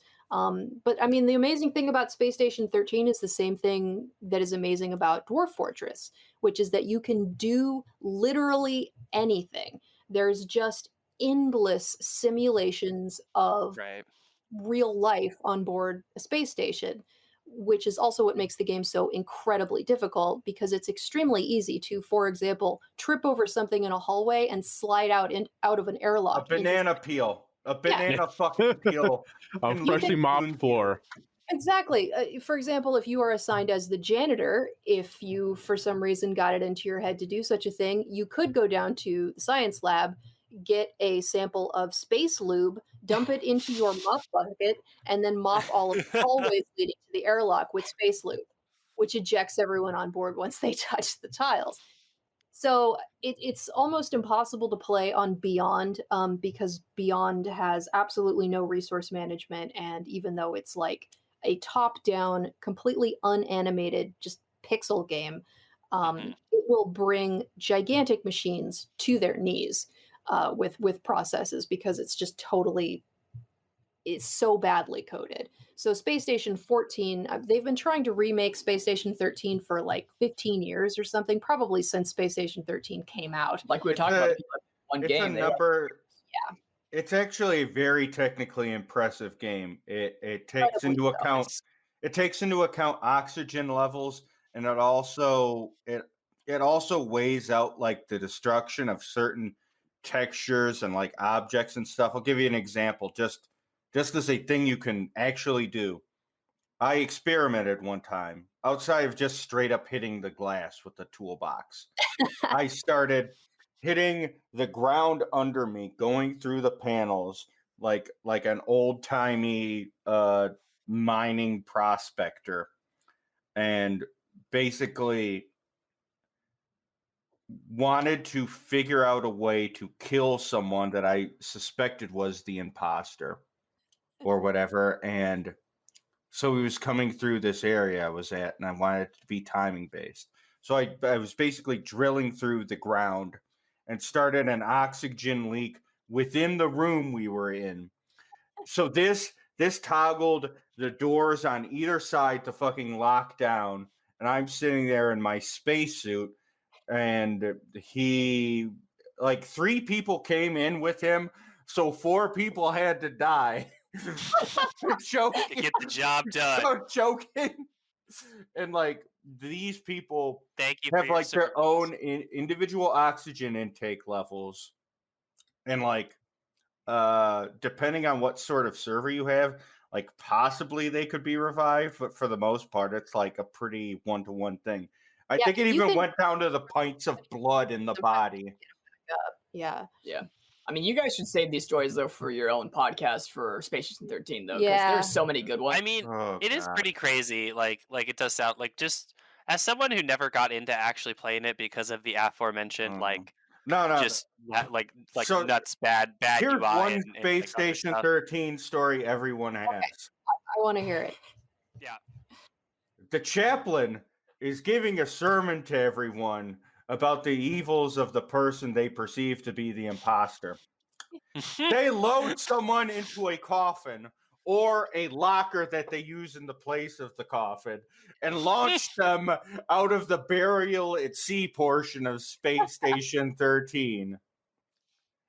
And throw them out and have someone basically die from a lack of oxygen while hurtling into space, and they have nowhere to run, and everyone watching them. And I've been killed that way before, probably upwards of 6 times playing Space Station 13. And every time I've laughed my ass off because, like, conceptually, it's so terrifying. I think the only time I'd ever seen something like that was this really obscure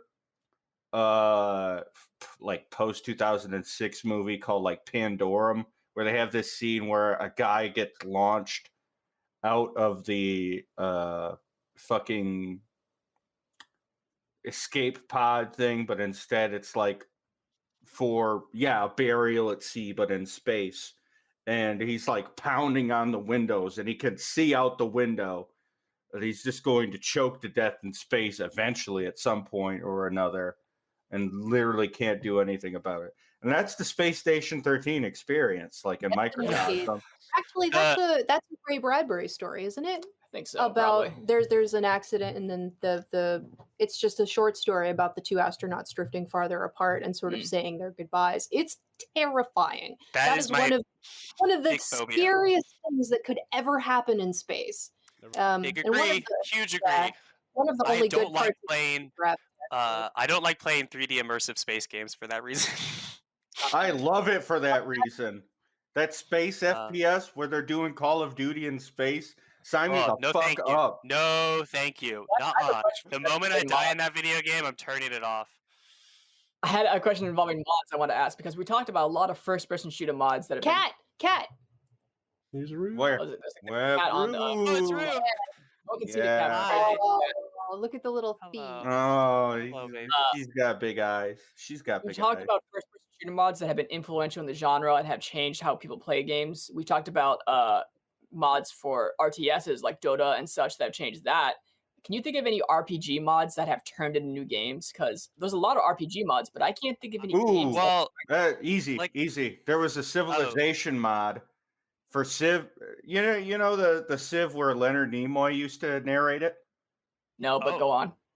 All right, so someone decided, hey, given that this is grid based, you could just sort of mod in a isometric style thing, and they did this with these weird disembodied sort of ghost looking guys with big claws and shit. And they actually made like a big single player not an action RPG, but like a sort of tactical RPG that's like overhead, like let's say Fire Emblem or something. Huh. I don't feel as familiar enough with like RPG modding mechanics. I wouldn't be surprised if say like quality of life stuff. Like to me, it feels like this isn't a huge type of game, but I don't know anyone that was a hardcore like World of Warcraft player that didn't have several UI mods installed to make the game more functional. Play Bejeweled when you're Or in flight, easier. Otherwise, you're gonna hurt yourself. Yeah. Yeah, or to put Bejeweled in the game while you're playing WoW, I guess. Oh, we should talk about Bloodlines. Oh, Bloodlines. yeah. No. Oh. Yes. Yeah, You need 'Cause to mod to that's- play. Yeah. yeah, examples of a game where like it's terrible on release and you basically need the community to finish it. I mean, if anyone doesn't know, Vampire Bloodlines was a game released in around, I think, 2004, the same time as Half-Life. Yeah, around That the same was- time as Half-Life 2, yeah. Yeah, and Eliza has the box here, and Oh, it was heck yes. it was made basically 2000. New release. God. It was like it's Yes. an RPG, first-person RPG, kind of a talk through, kind of a lot like Deus Ex. I think they're kind of the same kind of game where Yeah, you it has can talk action to- mechanics, but they're not the point. you shoot, you can do things, and you're a vampire, and you do vampire bullshit. It's a source engine. It's Source Engine, it's and what Source the thing Engine. about it, Same is day? Engine, Mhm. one of the things they were not allowed to release this before Half-Life. Like they Yeah. were contractually involved that they could not release that before Half-Life came. 2004. Yep, same. Yep. It was competing against Snake Eater, Yeah, Halo a 2, lot of and things. Half-Life 2 in the same month. That's fucking sad. Oh yeah, It the had same no- day because they couldn't release it beforehand. Then they're both Yeah. November 16th, And the people, 2004. the publishers, wanted to release that, and this is Treyarch, the guys that made fucking Arcana, Right. too. And they died from this. They could not come back. They were not making their money back after releasing it that window. Did they change their Yeah. name to Treyarch after? Because they're Troika here. Oh, maybe it's Troika. I don't know. I'm thinking of probably another. Probably meant. I think It's Treyarch weird, is another game, but Yeah, Yeah. like mean, that was yeah. original release. Yeah, Yeah. but I posted on Twitter one time. I'm like, this was years ago. I feel bad because I never finished Vampire the Masquerade Bloodlines, and someone replied, "Is like, don't feel bad. Neither did Troika." yeah, There you go. the game was That's a good unplayable one. though. It that's Quest a good one. line- Yeah. had no support, and they could not get any money for it. Yeah. And but the community fucking loves Vampire, and people that like Vampire really like Vampire in video games and in tabletop. We do love Vampire. I And- am one of those Yeah, people. you're an old school LARPer. I am. But they modded that game to be back to be playable to post, or after that they put in deleted content back into the game to the point at which it's better probably than it ever could have been. And Yeah. Oh yeah. that's- It's Eli and I really- started playing it through on Halloween. yeah, I We want to need- play more stream. We on need that to 'cause it's pick it back fucking up fun. again. Like we were cosplaying, we looked great. Yeah, But There's- we installed the ultimate mod, the one that just fixes the game. And what I would like to do is install the one that restores all of the deleted we have that content. in there. I put it on there. Okay, Yeah. yeah. So, but it's still incredibly good. Like, I mean, the combat sucks. There's a lot of it. A lot of it sucks, but the stuff that's good is just so fucking good. I found this. I was looking for pieces of the soundtrack, which is one of the best things about it. Obviously, Yeah, anytime you mention the Vampire Masquerade, someone's gonna go download the I'm soundtrack. telling the Too story. bad I'm saying it. Oh my god. So I'm listening to the soundtrack on YouTube. Top comment: the legend goes that every time somebody mentions this game, someone has to reinstall it, and it's true. That's It is. It's true. I it's mean, My This top. is one of those games where I feel like there's it's legendary. It's like there's several games I've been told where it's like you got to play this game, but also you got to install the mods. Oh, yeah, You there's a got to lot of like games. there's like don't download this game and just try to play it without story first of- doing X, Y, or Z. It's weird. We kind of get to that. It reminds me because right now I'm thinking of the one solution that could be the solution to like CD Projekt Red's problem with Cyberpunk. Well, yeah, I was gonna say there's echoes of Cyberpunk in the we had to because release an that's incomplete true. game. Maybe The Cyberpunk's story- gonna be a great game someday. Michelle thinks get into it. Let's Yeah, The, in like the 4 years. the story of Vampire the Masquerade, Bloodlines is essentially the story of the first Witcher. The first Witcher out of the gate is absolute dog shit, but Yeah. the storytelling would lead into The Witcher 2 Assassins of Kings, which is objectively one of the fucking wildest story-based games like ever. And yeah, right now, God, I'm trying to think. The unofficial patch basically for Bloodlines makes it playable, and not only that, like you actually go through and have these great interactions. My favorite part was probably the thing where you're facing off with all of the bounty hunters. Oh my god. Sorry. Rue is going off right now. Yeah, for those of you listening, Ruben is just putting his cat up on the cam. really distracting. Really good But cat. good. I love it. Rue, Great she has like these big eyes. She's like, "What are you looking at?" Storylines though, Yeah, that you can she's actually being very social. same experiences. It is, yeah, Some genuine. roof footage and I'm comments. trying to start modding Cyberpunk in the same way, but they're cowards. I think so. And they Keanu sex mods because they Aw. I fucking know. cowards. Oh my god! yeah, Don't get no, me it's started, so- Eli. Don't get me here's- started.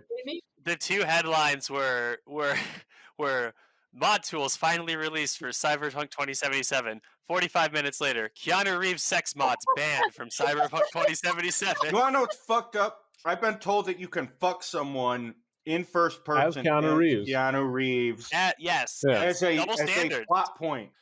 As Yes. a plot point. You But can't you- fuck Keanu Reeves. Can't That's fuck double Keanu Reeves. standard. Bullshit. Double Bull- He's a standard. ghost. Can't fuck a Bullshit. ghost. Keanu Fucking Reeves mode. bullshit.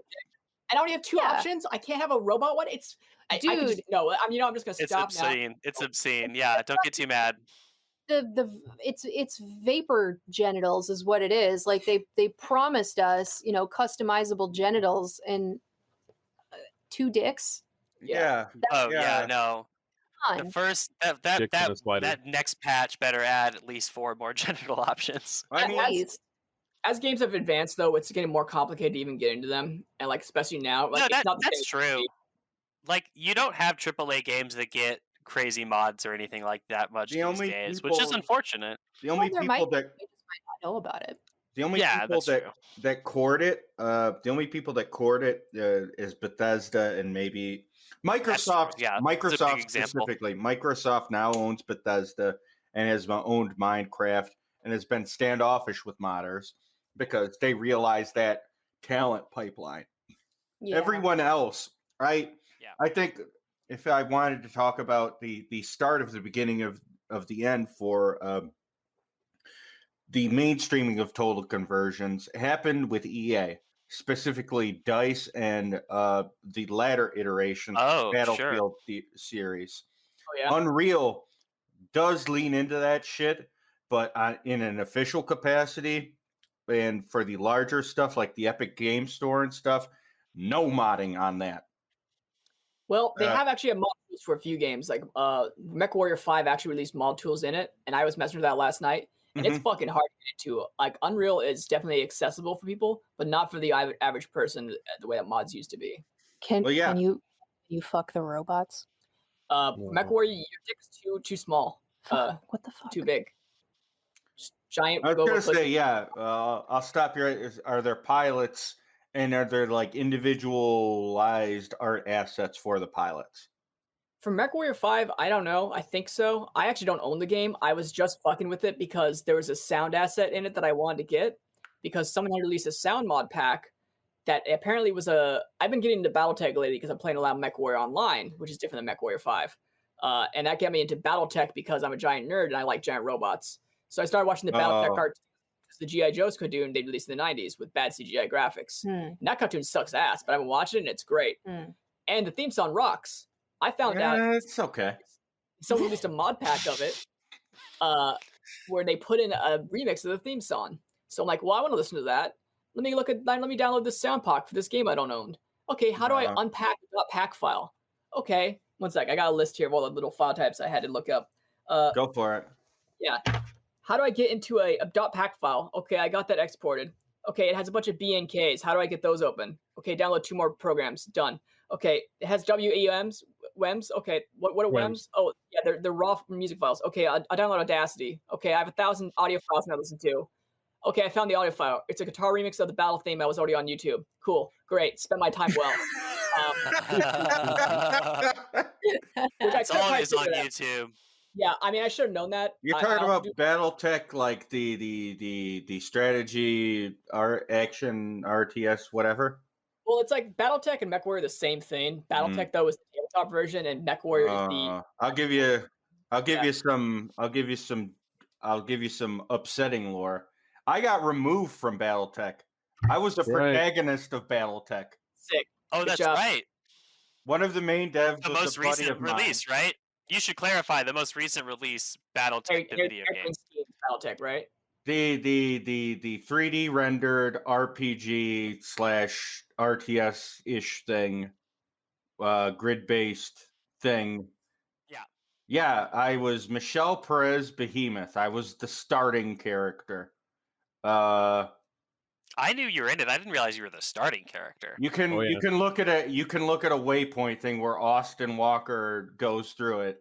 But yeah, basically when the culture war shit happened and I owned that one guy and got into it with him, a bunch of the weird fash BattleTech people did like Kotaku in action / cross posts with that, and they started to do review bombing for BattleTech, and then obviously the lead designer was like, I put my friend in there, and we're not going to make this a big deal. We'll just take her out. But yeah, no, I was. Don't worry about it.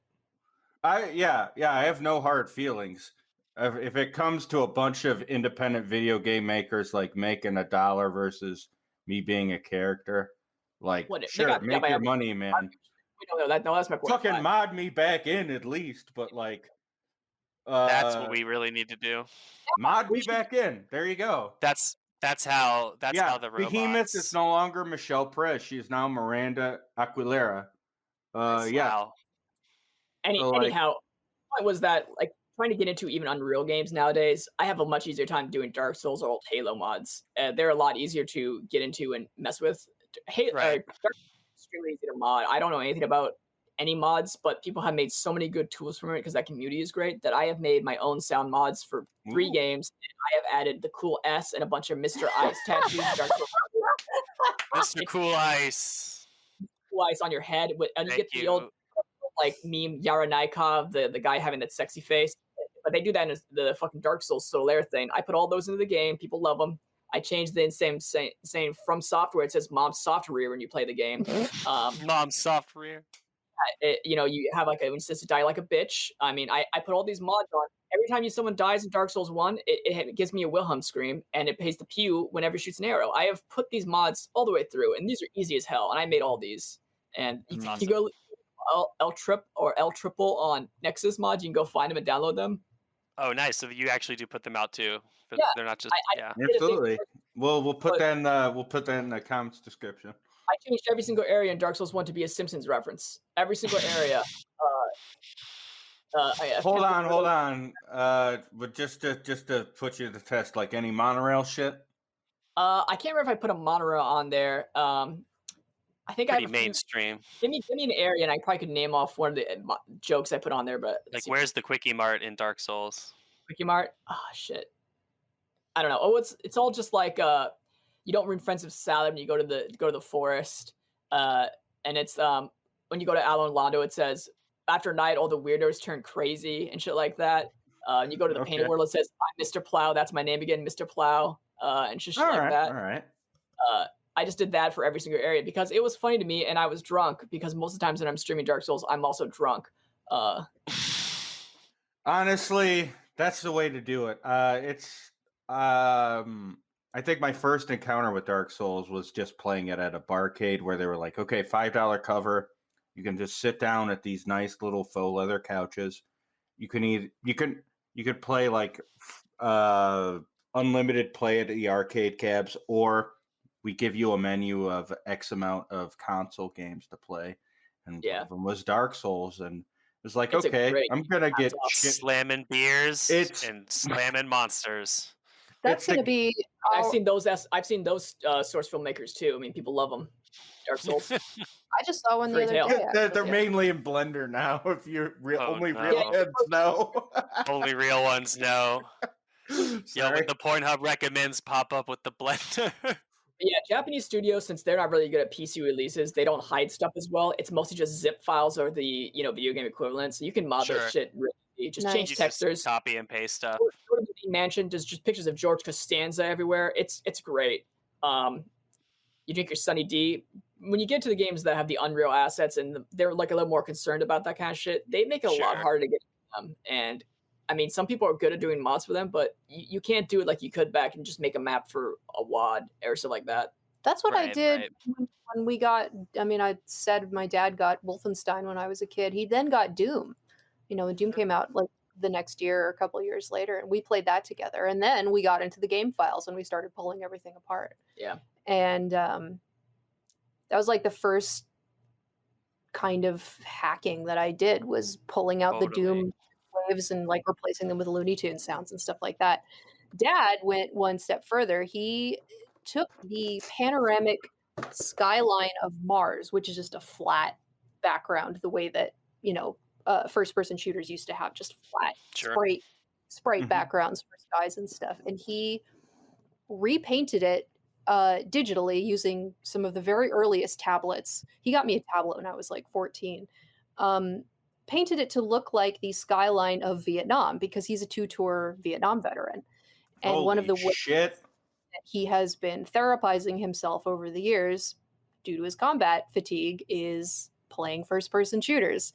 And that's why he's so into Arma now. So yeah, he literally drew Vietnam into Doom and was, I would sit there and watch him play. And it's That's really awesome. That PTSD, hyper arousal and hypervigilance. And if you put it into a context of play and then expose yourself to those triggers over and over again, you start to desensitize yourself. It works really fucking well. And he's done great with it. One of the things, because I don't want to keep going back to it, but it was interesting. We both talked about being from Games Crit earlier when I worked at medium difficulty back in the day. This was volunteer based. Like one of the subjects that always went viral were like two things. One was former soldiers talking about playing FPSs. Yes.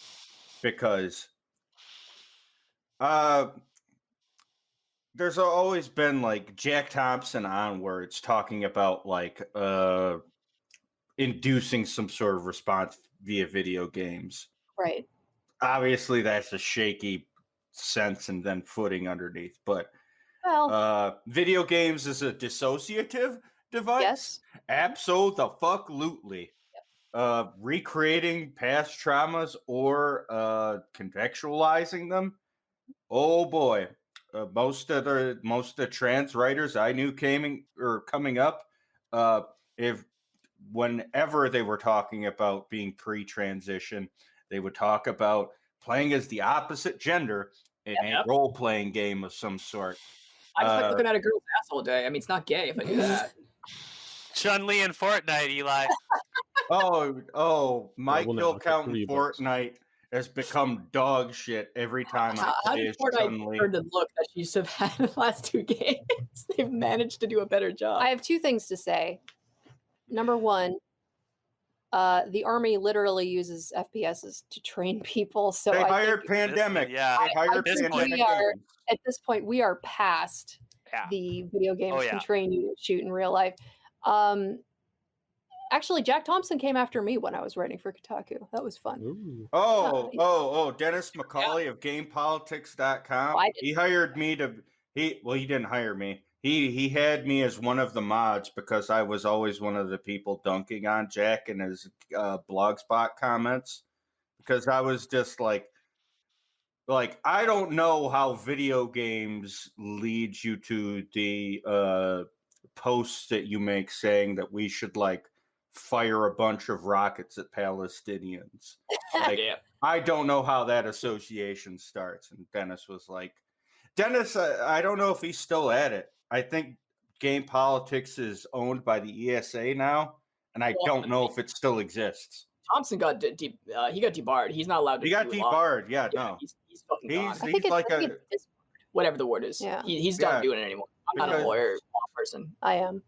Yeah, his career got torpedoed. Basically, Blank Rome fucking reamed that guy. Blank Yeah. Rome are deeply moneyed dudes. He was legit nuts, though. Like, he should not have Jack practiced it. Thompson was a fucking psycho, all things considered. So, I mean, let me finish my thought. go The off, other sorry. thing, Eli can confirm, because he's been there with me. He wasn't with me the first time I went to a protest, but I was a street medic in Occupy Oakland, which was a hot zone in terms of like police brutality and stuff. And the first time I was shot at with, rubber bullets, flashbang grenades, that kind of stuff, Mhm. I immediately took cover behind available environmental features, started checking out from behind the cover like this, checked like my gear. I wasn't carrying any ammunition, but I definitely checked my gear. And I was sitting there, getting shot at by the cops, surrounded by tear gas, I'm sorry. struggling to put on my Israeli military surplus gas mask and thinking to myself, this is just like video games. Yeah, as soon as you said that, as a fellow person of getting I shot at swear to God. experience, I thought, hit the R2 button, and lock to fucking cover. It was immediate. It's- It was like yeah, snap, yeah. and I woke up and I was behind a dumpster, already undercover. And I've never had any sort of formal training of that type. Well, except Whatever. growing up with a 2-tour Vietnam veteran, which is training of itself. Let me assure you, it can was get it was bored. incredible how effective it was, and the way that I behaved instinctively versus all of the You civilians. can kind of see it. It's kind of weird. Yeah. Civilians will run around and scream like people do Yeah. in movies, which I didn't think happened in real life. I'm like, why would anyone behave that way? They do. They run and scream like people do in movies. And everybody who's played video games is just like Morale's behind a broken. dumpster. Yeah, I it's would like I was saying say- with the, And I the think Battle Eli Royale probably genre. experienced something similar would when he came with me. Yeah, no, you definitely see it, and then you notice all the people get up in line, and there's some people paying attention to what's going on in the strategy and yelling it out. This is what we need to do, and immediately if that person knows it's the same or not, and it's I want to give, People yelling medic. Right, People are Ruben, like medic. give it. It's Give, Oh, yeah. it's so weird. I want to Ruben, give what my were you gonna say, anecdote. homie? I want to give my anecdote, might be the right word, about VR training versus civilians in normal skilled situations. Yeah, Mhm. and My cousin took me hunting once when I was 15, 14. So I was using it's a pump action shotgun, Mossberg. Don't know the model of it. Just using regular birdshot to hunt. Generally, doves. a 12 gauge, though, right? Probably 12 gauge. Regular ash shells. I assume it's 12 gauge. I know the other. There's a gauges, pump, so 20 gauge. more than likely it's a 12 gauge. Whatever's the cheapest. It's probably that. So we're hunting doves in the Arizona desert, and they talked about how, they would always come out here and just drink beer and then shoot for a very long time. It probably took them 90 shells off their first case of shotgun shells a couple years ago to get one dove. So 90 misses. My God. I was handed the gun, checked it, loaded it, didn't muzzle sweep anyone, and I killed 3 doves in 4 shots. Hey. Yeah, let's go. Nice. They were also Let's all go. instant Did you eat- kills. Who's going? Okay, I'm hitting record again, so I got a little we can up there. pick back All up. right, Ruben. Well, give. Oh, yeah. Yeah. So yeah, I what's just up? went over. Ruben bim babbed a bunch of freaking pigeons. Or doves. Excuse me, doves. Also, just really good general like use. Just firm aim down sights, good cheek weld, stock to shoulder, all kind of instinctual. Right. As the shooting games player, of course, anecdotal data don't get too much off of this, but just for how the story was going, my brother not as good, probably halfway as effective. Probably like took him 3 or 4 shots each, but he also massacred all the birds, so he was fucking way off point.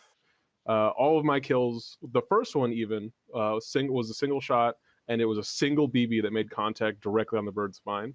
Rest of the spray went wide, Wow. so perfect specimen. Mercy killing. Whereas the other ones were just all hash jobs, and couldn't eat any of those. Those were just left for coyotes or whatever they do. See, I won't get mad because you were probably a child at the time, but Yeah. if you ain't eating what you're killing. No, he just took That's it. a folly. That's a folly in my eyes. Yeah, I It's haven't useless understood. death. It's not hard trophy. fuck shot. It's not even trophy killing. Yeah, It's not even trophy. I mean killing. It's killing. his family sort of use that as supplemental. It's free. It's free poultry. Killing must never. This is the pull quote of the modding episode. Killing must never be masturbatory. But yeah, Must have a function. I would go with that. If it's not out of need, it's sort of pointless. Just go shoot cans or something else. I mean, yeah, this goes back to my playing video games desire of, listen, I don't need to drop on an island to try and kill everyone in real life. I just need to do it in a video game. We just need to simulate it times. And no RKDR. Cops, Jake. Well, that's what I'm saying is, should I eventually find myself in a situation, much like Eliza said, maybe these instincts will already be ingrained in me.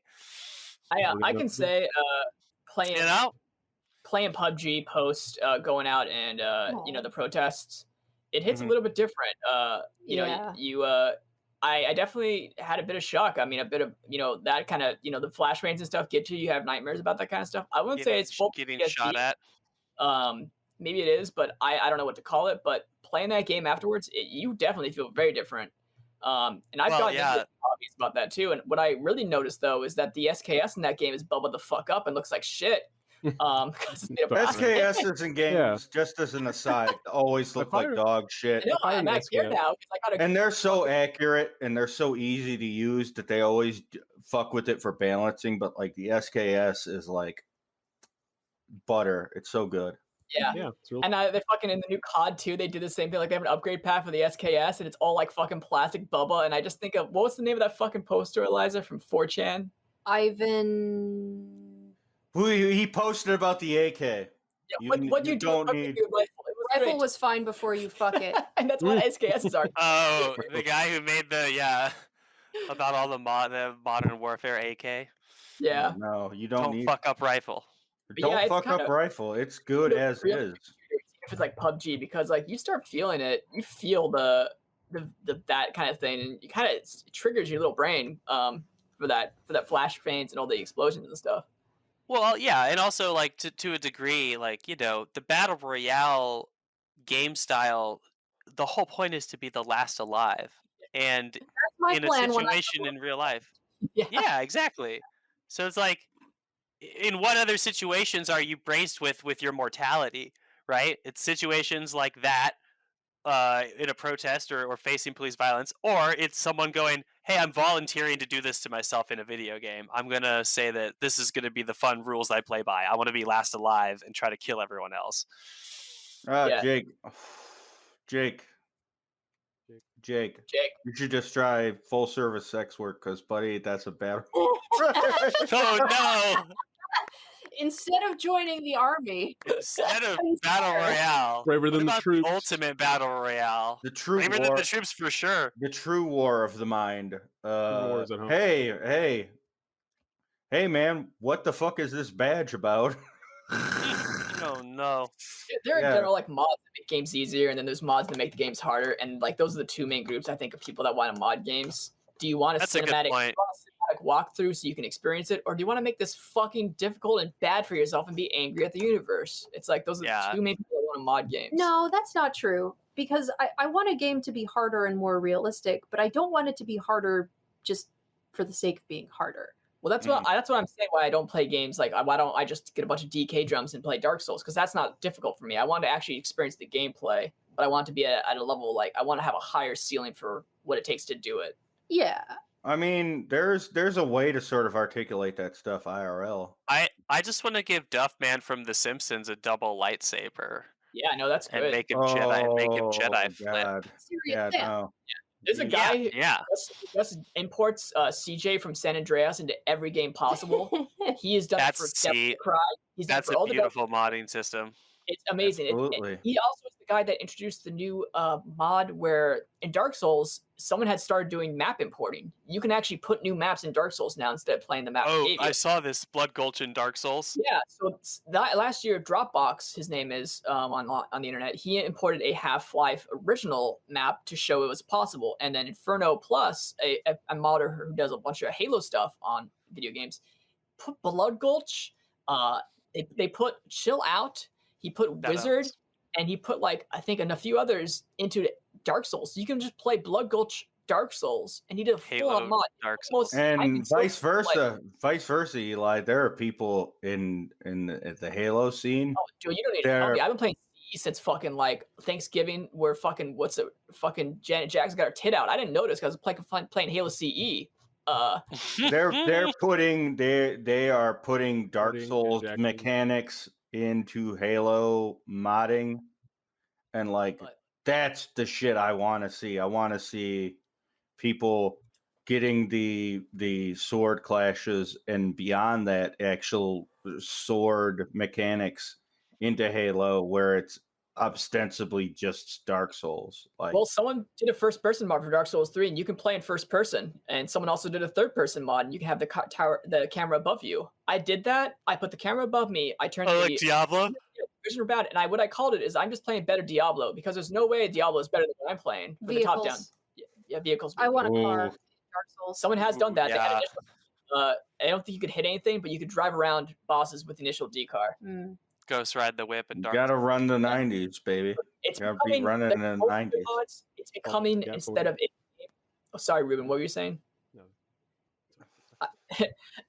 Dark Souls is becoming less of a game and just more of a platform, which is the end goal of any good game. Okay, that was I have two other things to say, and the first one is, why the fuck doesn't Bethesda at all just release a modding platform? I don't want to play fucking Skyrim. I want them to show me a framework upon which I can build an actual that doesn't cost $5.99 Force Armor though. Well, let me interject slightly because microtransaction with other modding tools. Yeah, that people get. Let me interject slightly. So they did do that, but it's still subject to community backlash and stuff, and then loyalty backlash, and it's why a lot of the modders are now moving into traditional games instead of sticking straight up into their scene. Eleonora, one of the greatest modders from the Fallout 4 scene, she basically is part of the reason we're in Fallout 4. I was going to address it earlier. I'll try to address it now in shorter terms. Basically made Fallout 4 Animal Crossing. Sick. Great. So my way of playing Fallout 4 is I'm about the settlement system / making your own town or making your own home system. Yeah, I agree. Because you can fill it up with realistic style clutter. You can fill it up with damn bitch you live like this style clutter. Yeah.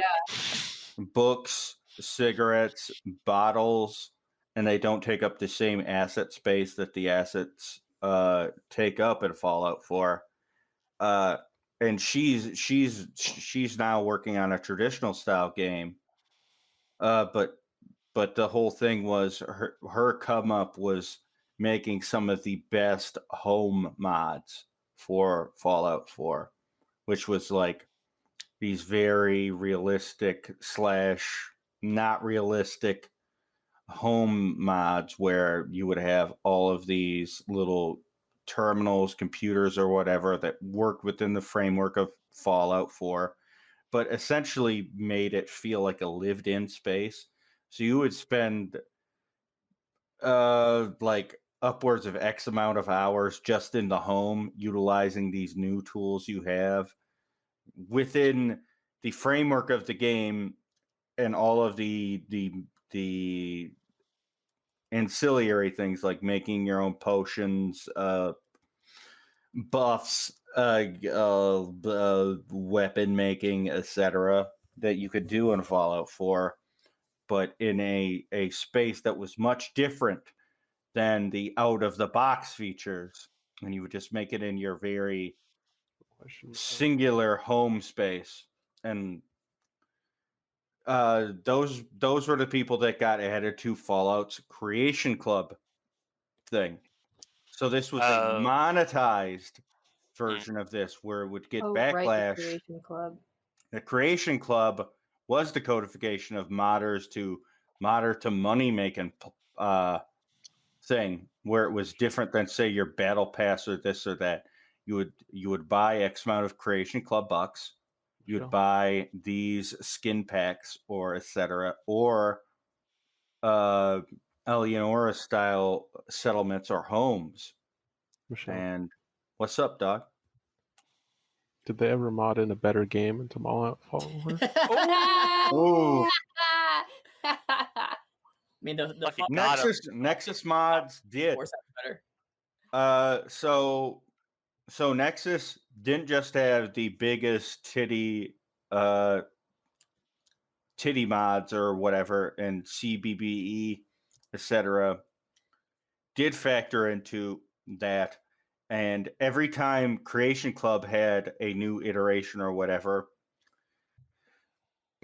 all of Nexus would actually have to have mods associated with those new patches and have post-patch universal adaptation, because those mods would be broken. Yeah. And the load orders would be broken because of how load orders worked. But not only that, but like the requisite mod files in order to have it optimized or whatever, they would have to build around that and then have post-patch mods so that it didn't break. And with each new large-scale Fallout 4 patch or whatever, you'd have to build around that. Or you'd have to do rollback for it. Like, Bethesda has not put that much money in development in a long time, and that's one thing people are excited about with the Microsoft Fallout, is they actually may get money to develop their engine in-game. Mm-hmm. So if that happens... Is Bethesda really suffering from a lack of money? They weren't. Is that really their problem? It was more of a publisher and management standpoint where they wouldn't give people money who are actually making the game. Like, no, just keep it. You don't need money to build this. Just build another game. The engine, it's fine. Engine's fine. Do You not already made Skyrim. No, Yeah. Put no. it on the next thing. Eli, I would push back on that. The engine is not fine. No, that's my No, point, though. Eli's saying that. Yeah, Eli's not saying that's the truth. I'm saying the people that were in charge of the money were making that argument against all the developers, and people are excited that possibly the buyout from Microsoft, which, fucking monopoly bullshit, all that, they may actually put some money to actually building a better engine for a game for a company that has basically put no money into it in fucking years. And I don't play Fallout, so I don't know what I'm fucking talking about, but that is my understanding of the concept. We should play Fallout New Vegas. Play Fallout Tactics. Oh my! No biggest out of fucking water, followed by Fallout 1 and 2, which are better than Tactics. Well, see, I'm from the era of it was Oblivion with guns, and it still is Oblivion with guns to me. Because isometric. Well, Fallout 3. Yeah, it's Oblivion with guns. It is. Fallout. New Vegas, I guess, has the good writing apparently. Yeah, I was gonna say. It's Big Iron on your hip. That's what I know. I don't. That's all I know. I mean, love those songs. Love that Big Iron. You can't play that on stream anymore. Twitch will fucking ban you. I mean, okay, I will say this for Fallout, like generally, and BioShock as well. Ooh. Millennials System Shock. and Gen Z would Mhm. never have heard any of those songs, much less heard them as many times as we have, Totally. to the point where we have gotten to know them and appreciate them. And I really gotta The swiftness of the Ranger is still talked about today. Yep. I Yeah. gotta give him props for that, because that stuff is valuable. It disappears if Agreed. people don't listen to it. I remember showing when I first played Fallout 2. I never played 1, I just played 2. I was playing it at home on my computer when I was in high school, I think, and I Mm. was really impressed with it. And I brought my mom over to the computer. I'm like, "Mom, check this out. This is so cool." And I showed her the opening, a cinematic with Ron Perlman, Mhm. and uh, Louis Armstrong and all that. And she said, "Man, Matthew Perry from fucking Friends. Oh my lord. that was New Vegas. I'm talking about 2." Mm. Yeah. And she's like, "This is so cool and so weird," because she grew up in the Cold War. She used to Right. they used to have her go under her desk for duck and cover drills as a child in the 60s. My dad talked And about that shit. Yep. Yeah. Let's talk about that as well. having the context for that was really interesting. And then I did the same thing when BioShock came out. Because she's, BioShock is more like, I think it technically takes place in 62, but like aesthetically, it's more 40s, 50s. Right. It's Yeah, because that's when the city drowned or whatever. Yeah. Exactly. They're in the sea time. overarching Well, right, but they're also hyper conservative politically, and Yep. all the conservatives in the 60s were aesthetically based in the 40s and 50s. Yeah. So it's And actually the- very well the directed. overarching specter over BioShock is Ayn Rand. Right. Yeah, BioShock is the good game out of the entire franchise. Yeah, that's Right. So it was interesting, showing her that and having her listen to the music and give me, because she would talk about she grew up in fancy hotels in the 50s and 60s. Because her horrible stepfather was a manager for fancy hotels in Miami. So she grew up, managing, like hanging out with celebrities and stuff who came to these hotels.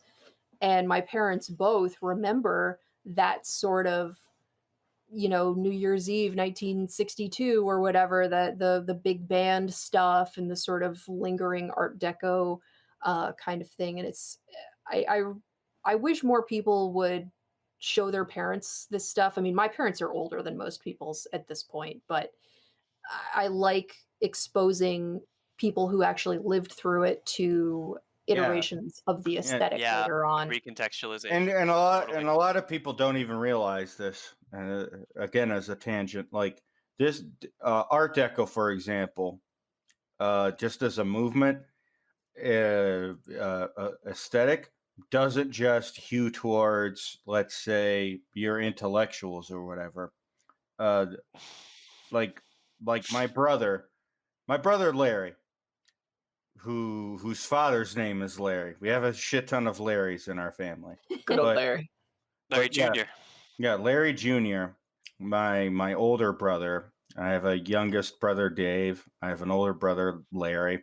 And he absolutely, we sat down and were completely stone sober watching a PBS documentary on Art Deco glass work. Yeah. And Art Deco glass as it related to that movement, and then the shapes and all of the weird chalice-based designs and glass work, Hell yeah. and the specificity of that, and who sits down to watch that stuff.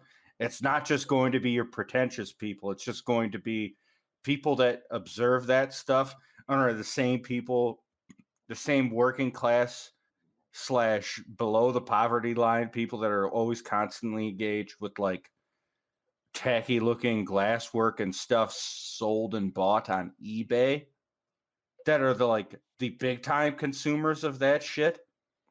It's why I even think of modding in the way that I do, because it is informed like my idea of aesthetic versus let's say like where people are at now, where they try to wrap the aesthetic to the political. Yeah, try it's to map an ideology to it, and it's very much a fool's gold sort of thing. It's well, it's nostalgia for a specified end, where I feel the healthier outlet is like nostalgia through modding as it relates to the mission statement of the media put out. Follow. and it's also just this thing where like as for video games, everything we've been talking about with mods has been pretty much tied to older games. The more we move into the age of games as service, the less we're going to see this type of emergent gameplay through mods and what we're basically like it's unlikely that there's going to be something, although the tools are going to exist within the platform of these games, but I don't know if we're going to see another Dota anytime soon, because Mhm. everything that has come from these types of movements and that is an established gameplay trend now is tied to something that's like a service. Well, you You say can't that, but we did get right. underboards and auto chess from that. Exactly. That's actually the best thing, that the counterpoint to what I was saying, or Yes the and point no. that I was leading to, is that these games as services are essentially um, creating the mod tools within the games. So like Fortnite has a creative mode. I don't know entirely what that entails, but I think it's just lets you fuck around and do like hang out with your friends in Fortnite. I could tell That you that is briefly. for It- sure. Let me like Go off. get a Sorry. little bit more into. I was just saying that like Eli brought up auto chess. That is an emergent gameplay entire genre that grew into 3 separate games now.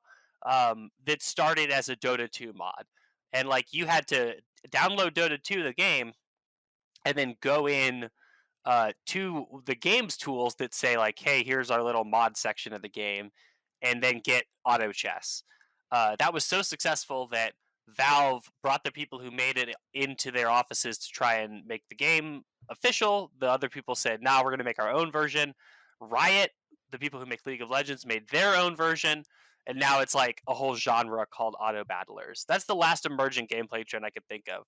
So it is hopeful that, again, that's the thing. It's like that's a tool in a game that is itself from a storied history of mods, and pretty old at this point. Like Dota 2, pretty old game at this point. It's obviously still around, and it is a game as service model. But I just hope that like there's something that kind of stuff keeps happening. Even though like I just hope that in 10 years not everyone isn't still playing Fortnite. Like Fortnite's only Well, 3 years old when you think about it. It's kind of, I don't like to think about where we're going to be in 5 years, maybe. Well, If that's just the model. I'm gonna be playing Dark Souls. I mean, hey, listen, I'll probably be playing the same crappy shooters that I play now. Roblox is 100% mods. It's just Okay. mods. absolutely. That's pretty tight to hear. And it is That's like monetized kind of a kids mods. game, right? Yeah, It's a Started kids that way. game, but it's that's basically very cool. it is a modifying platform. So you download Roblox, which is free, but Nice. all of the transactions within Roblox cost Robux. So the way that Roblox makes money is by kids using their parents' credit card to buy Robux. And the way that Roblox coders make money is the same thing, by charging kids Robux for doing stuff. And the reason why it is so incredibly successful is that children will play the dumbest shit all day That for owns. no reason. You look at Of San course. Andreas, people play cops and robbers, and it's just role playing on the fucking. It's not even that. It's Yeah. like you will make money and people do, as a Roblox coder, making a map where you stand in a barren room and hit a cube with another cube, and a number goes up. Yeah. Because That owns. kids have no context for what makes a good game or an interesting game. That's just Right. the first thing they've ever played, so it's the best thing they've ever played. No, I think they have a point though. That sounds pretty awesome. It does sound But good. there, Yeah. but there's I think I'm into two. that. There's 2 to possibly 3 monetization routes in this future. One, so Fortnite, they do this also, but they do it through flattening. They do it through flattening, where basically any purchases flatly made off of your account, they have a sort of program whereupon you list the content creator that you want revenue streams to go to based Oh. upon your purchasing decisions. Huh.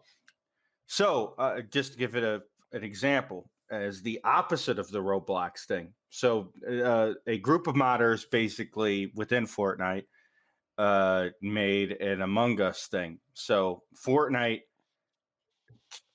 put their fingers on the scales for a certain time where they officially codified that we were going to have a few weeks of this Among Us style thing. And they have had 6 maps total from this group of dudes where they did that. And you hit a button within Fortnite and it says, okay, any purchases you make after this point, X amount of money will go towards that set of modders. That's a thing you can do in Fortnite. Huh. Now versus Roblox, where it could be directly linked to those people, how does that work? Like, is it like flatly like your Roblox money goes for X amount of purchases, do those people flatly? And if so, what's the skew? Is it 10%? Is it like a VIG? Like, you know I what I mean? actually don't know. Right. I downloaded Roblox and played it for 15 minutes just to see what it was, which I do with every children's technology that comes out. Absolutely fine. Yeah. I assume it's a casino system where you buy Robux and then you spend Robux, and then the franchise, the Roblox game that you are playing, the coder who made that game takes a percentage of that Robux, and then another percentage of the Robux goes back to Roblox. That is my assumption of how it works. I mean, that's how Creation Club ostensibly works, where it's like, okay, X amount of modders did that. I think the biggest hit on Fallout 4 modding to Creation Club transfer of power was like this guy that made the backpacks in Creation Club. The backpacks in Creation Club changed the game. Insofar as Those that, because, backpacks. well, no, the biggest thing in Bethesda games is inventory space. Sure. So if you made the backpacks for a game sexy and cool, but not only that, modular and reflected your style of play and would also confer benefits based on your style of play, you're going to make it money hand over fucking fist. Mhm. But the skew, how much of that money goes to Bethesda versus how much of that money goes to the dude that made the assets? Yeah, I was Which gonna is say not the publicly viewable data that we have. I'd rather just donate to the Patreon of the guy making the mods and not have to be even Right. attentive to what's going Absolutely. on with the company. Yeah, the backpack is Right. fucking free on Nexus. I'm not paying for a fucking backpack. Yeah, I mean, Yeah, the honestly, back- I don't want the company telling me I can't And fuck that's- Keanu Reeves with my cool Yes or backpack no? on. I'm just gonna Yeah, donate. and to that's it. kinda what I mean. There are backpacks free on Nexus, but they aren't the officially codified. But I don't give a shit about the official. I'm playing mods. I know, but That's the point. Is that like, I want there to be like still hopefully, and I'm sure there will be in some fashion, a future for that kind of stuff. Although I was thinking earlier in the episode when other people were talking, one thing that I think we're seeing is that a lot of stuff that would be a mod nowadays, the tools exist for these people to simply make their mod into their own game. That's very much true. If I was gonna, if like a lot of like I was just thinking of a few games Absolutely. I've been playing. Indie shooters I've been playing lately could very easily in another age have just been mods for existing games Yep. Mhm. because that was the tool available to easily develop. So it is a kind of thing where maybe there will be less direct mods that lead to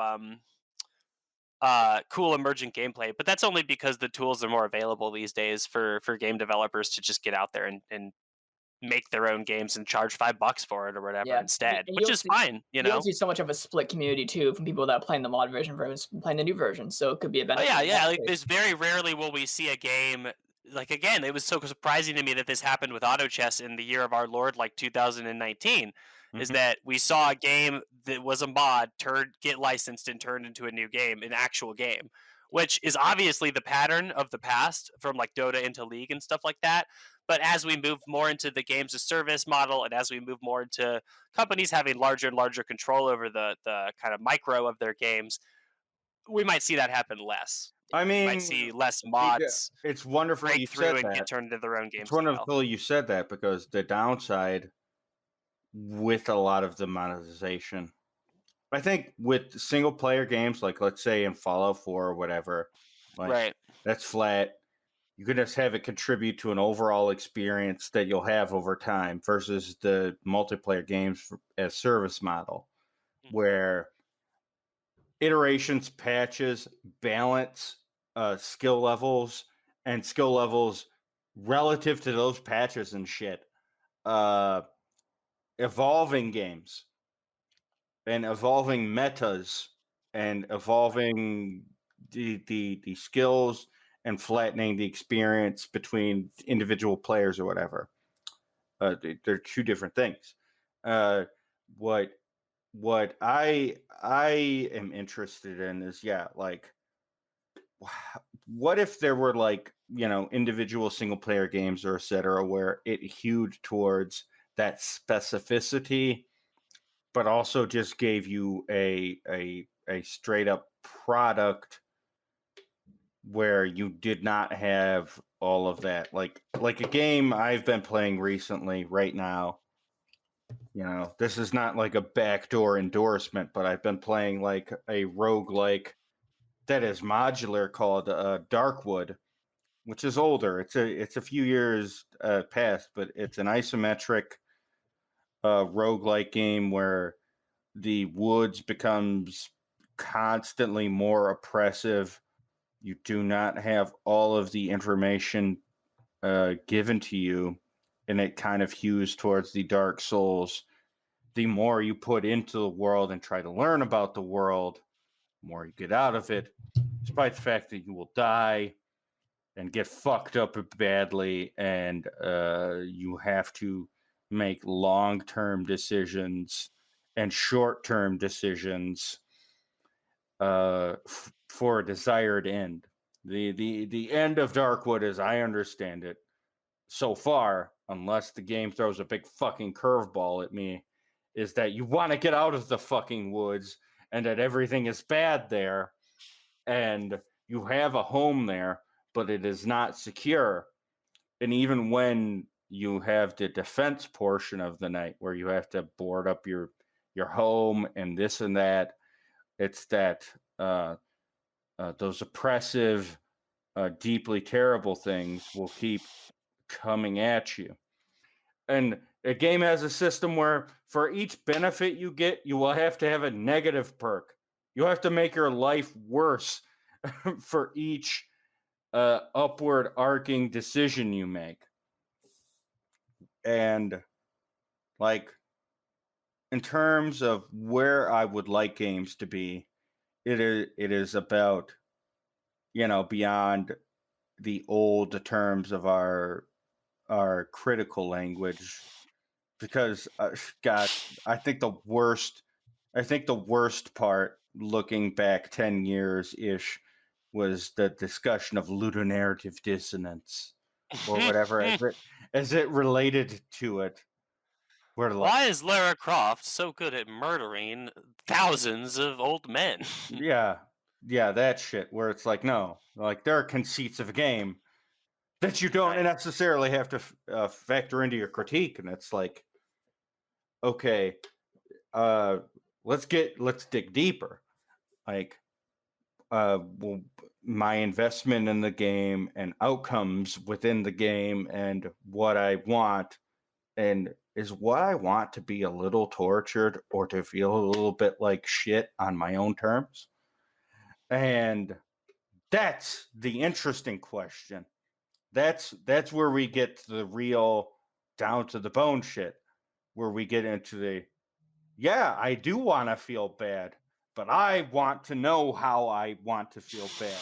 And that's the shit that everyone, modders, people that like very difficult games, people that love Souls-like games, can all get on one pretty decent wavelength on, especially as it relates to narrative, etc. And like that's the direction I would like things to go. And honestly, you can reflect that to other parts of your own life, because I would say, you know, your media intake is not going to be 100% reflective of your own life, but is going to have a subtextual and subconscious link to how you view things. I don't think it's accidental that there's a fucking great deal of trans people and gay people that fucking love Souls and Souls-like shit and love observing power dynamics and disproportionate power dynamics and relating that to their own lives, not necessarily on the think piece level, but on the sort of liminal idea of media as a way to not just reflect experience, but then internalize and contextualize experience. I don't think it's crazy that a huge number of faggot and faggot adjacent people are super into Cronenberg and and Dark Souls. Nah, it's, you know, they just happened to be on the same bus stop. Yeah. Hey, I haven't seen you before, but hey, I've seen you a whole lot, actually. I know we're going long, but I want to say one thing about mods that I realized talking to you all about that I understand purely. That what Eliza mentioned, you know, games and music like Bioshock and like Vampire and stuff like that and Fallout. I realized the one mod I hate, and I'm always going to hate, is epic music mods and ones that put Undertale music into games. Yeah. And those are, as a person who has made comedy music mods for Dark Souls and replaced in every track to be a joke that I think is funny for myself, music mods, especially ones that are supposed to be epic, metal, Undertale, all the worst mods in all of existence, and those people should be burned. I didn't even know this. I didn't even know about that genre of No, real shit. I don't think music should be. I turn music off in a lot of my video game experiences. I'll just put it that way. Real shit. Absolutely love Undertale. Oh, me too. Don't get me wrong. Yeah. Don't put it in fucking Dark Souls, please. Thank God. Exactly. It's like keep it as it is. No. I mean, you heard it here first. That's like, whack. Just have your shit be your shit, and don't like epic. Like you should not be like you should not be like an Undertale identitarian, but could you be a Dark Souls identitarian? Who can say? If you replace the sounds of the insects in Fallout to be Mumbo number 5, so whenever they clap the little wings, it just plays Mumbo number 5 20 times, hilarious. If you change the music in Fallout to be not big iron on your hip, you're a fucking loser, and I hate you. I don't know. I don't play those games. No. We are not the same. If someone mods out Marty Robbins for some reason, music Fallout, is more true to what games are than the graphics, the gameplay, or anything else. I think modding the music is the worst thing you can possibly do. No, sound design is the most important thing. Yeah, but people can change gunfire, and I'm like, okay, whatever. That sounds different. There is one exception to the rule, which in effect could prove the rule, which is Mugen. You could put any music into Mugen. Mugen's not a game. Mugen isn't a game, though. Mugen is platform. It's a modding platform. It's a modding platform, yeah. Be that as it may. I mean, you could it is relevant. You could put any song that is put into Mugen is a valid song. Yeah, it's just background fighting game music. Absolutely. It's not I saw a bunch of the music that I get self-conscious about. I love Deftones. I love Dillinger Escape Plan. I love like new metal adjacent stuff. Those are unabashed. You don't have to be self-conscious, baby. It's 2021. It's in Mugen, and it's gonna be Goku, and like Mugen and my like best description of it is like an anime AMV, brought to life. Yes. complete with the music and It's- everything. It's true. Uh, Goku can fight Fat Albert. yes, or Simpsons from the arcade game sprites, etc. Yes. And yeah, But yeah, I Uh, think that's the one thing of mods I don't like, and I realized that after we talked about mods for so long, is that bad epic music mods are the worst mods of all mods. oh yeah, Yeah. absolutely. I don't. That's a very weak move. Because this may be just like many old heads beside you, Eli. Like who here has actually listened to a Nightwish album to completion? Oh, not I, said the fly. See, I was an adult at 14, so I didn't have to do that. Why would I ever do that? Yeah, I wouldn't wish that upon my first enemies, pun intended. Ruben, what's up? You silent dog. I don't know who Nightwish is. That's the right answer. Better person. Correct Alright. answer. All right, yeah, no. Yeah, you're I just wanna get it off alone. my chest, Fish and, stands alone, Michelle. I think that's all I have to say about mods. The only song I wanna talk about in this mods episode is Swedish hit Vi sitter I ventrilo och spelar Dota. Yeah, Mm. it's the best part about mods Sleeping and the all. creeps. That's what's up. I'd like Daddy That Geek. was the first I had ever heard of Dota. All I ever And wanted. I hope First Base instance- Hunter is still playing. He is. Absolutely. Never gonna leave Ventrilo. The real Never question gonna is, stop how did playing we Dota. stray so far from nerdcore that we went from Base Hunter to like MC Chris and shit? How do we not just stay Well, on Base Hunter the whole time? Base Hunter's a techno guy who made a nerd song. Did you just? Yeah, he's not Shout out- nerdcore. He made one nerd adjacent song. MC That's Chris different. rock. Ruben, you want a real answer? Base Hunter is the mean Daft it's Punk of nerdcore. Right? We're He's going a great guy. You talking about Base Hunter or Base Nectar? That's a different. Hunter. Oh, that's what's up. Base Hunter. DJ. I don't know who the fuck that is. MC He Chris. made the Dota song. MC He made the Chris, I Dota would song. say Access bald guy. Culture and Guys Known Guys. Well, he worked on a TV show too. He worked he's- on a TV show too. I like Access Culture. That I'd say, you know, a guy who knows a guy. That's where it goes. Well, he's also. We get into an MC. I And mean, MC Chris rocks. He's fucking hilarious. he Yeah, has it's fine. I have He no beef. No beef. Yeah, Ruben I have a Ruben. picture with MC Chris. Just chicken. Ruben. when he does a funny What do you voice in a cartoon, I laugh. That's I agree. I enjoy Aqua Teen Hunger Force. Hedge So, wants yeah. poppers. right. Jalapeno poppers. Classic. Video game, yeah. People that do video game music now and do music based on video game music, I don't even know what it is anymore. I'm assuming it's all fucking nightcore, fucking fast paced, pitched about hentai. I mean, I just assume that. I don't. It's I don't- mono. It's I don't want to talk monoculture. about Nightcore on this show. What I would say is that it's like broad stroke stuff, and I can engage with it. Oh, also, kids do music. They do musical covers about Fortnite, and it's the popular covers. That song fucking rules, and we also don't need to get into it. That's all that Jake. we have to say. Jake, could we replace all Bioshock music with electro swing music? What do you think about that? God, I'll kill someone. I know that's what I'm saying. I'll kill everyone. I'm gonna reiterate my previous statement. Re the other type of music, and say I don't want to talk about electro Ruben. swing on this podcast. Ruben, I would say. Moving on. I don't know if it's my misogynistic or internalized misogyny or internalized trans misogyny, but I would just simply say the two-word phrase "suck me" as it relates to electro swing. Yeah, I'm gonna Oh, God. confer to my Oh. lawyer Michelle on that. Oh go. God! We all have the boomer opinion that we don't like. I heard it earlier Dude's trying today. to just sabotage the podcast. I heard it very, earlier very today, and I got really fucking mad, and I just kept like pushing my That's a fingers into natural- my tear ducts It's a natural response. It's a because natural electro response. swing is like basically every like razor blade shaving commercial. I heard it in the Tom and Jerry recent movie, and it just sounds like stock music. Yeah, I can see that. It just pisses me off. Upbeat depression music. It sounds like a white woman alone at a desk.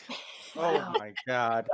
It's just the most And I love hollow, horns. vacant sounds you can make. Ruben, you know how much I fucking love horns in music, right? Well, Yeah, Yeah. it's like It's just, like a perversion of that. It's yeah, like it's any it's day like now. a sin to horn. it's to like horn music. anti-ska. It's like it's the death of fun. It is The more electro exact. swing, the more It's electro like the swing that exists, exact the less ska opposite that of did exist. Mambo number 5. Yeah, if someone makes an electro swing music mod into any video game, they need to get They need to out. be put on a sex offender Yeah, registry. they need to be dealt with in one way or another. Again, this is why I've become a Stalinist. This is the only way. Yeah, this is the only way. You need to take your medicine. You need to stop listening to electro swing. There need to be gulags for electro swing people. Absolutely.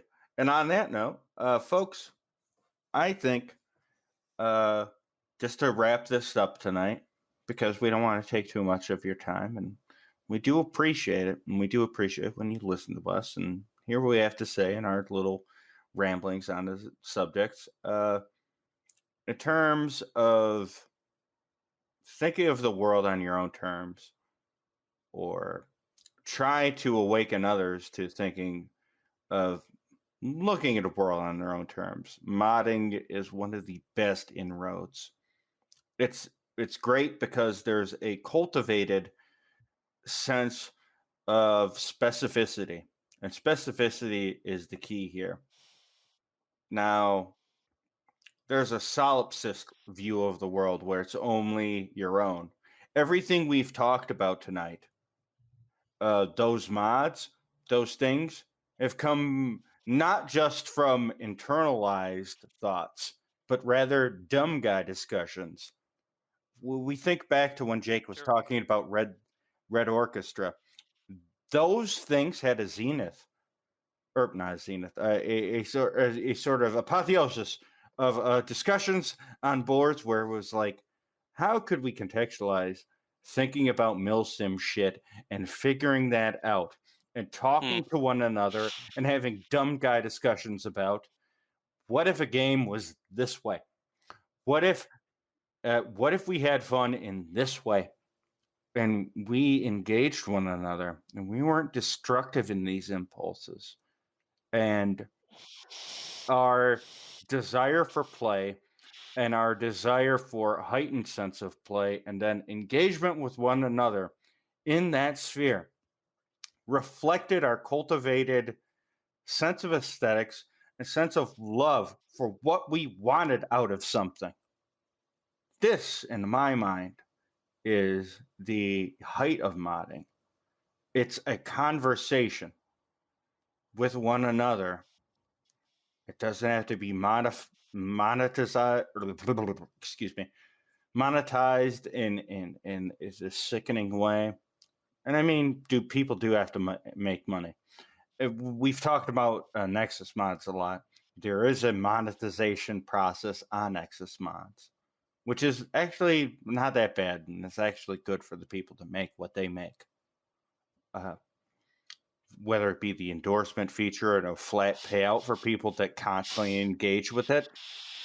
But the beautiful part of modding is that modding and then outcomes from modding come from a conversation. So people enthusiastic about what they love. And if you want to talk about modding and you want to talk about creation at its best, it is about a shared sense of what people love and the outcomes they want to see from the things that they love. And there are obviously ties to commodifying that. And sorry, buddy, you live in a fucking neoliberal hellscape of dog shit. Everything you love, every way you can articulate what you love will be commodified by, I don't know, the Center for American Progress, I don't know, the Biden administration, fucking anything. Everyone and anyone will take what you love and fuck it to death into a pile of rubble. You cannot bow down to that. You must be strong. You must have a mind like a strong knife. You must want something better and talk with people that want something better if you want any sort of good outcome. And modding isn't wholly one part of that, but in the schema of things that will lead to better outcomes overall for everyone, for everything. People principally working towards talking about elevating and then making their own aesthetic and then making their own scenes based upon that. It's going to come from DIY and it's going to come from a conversation.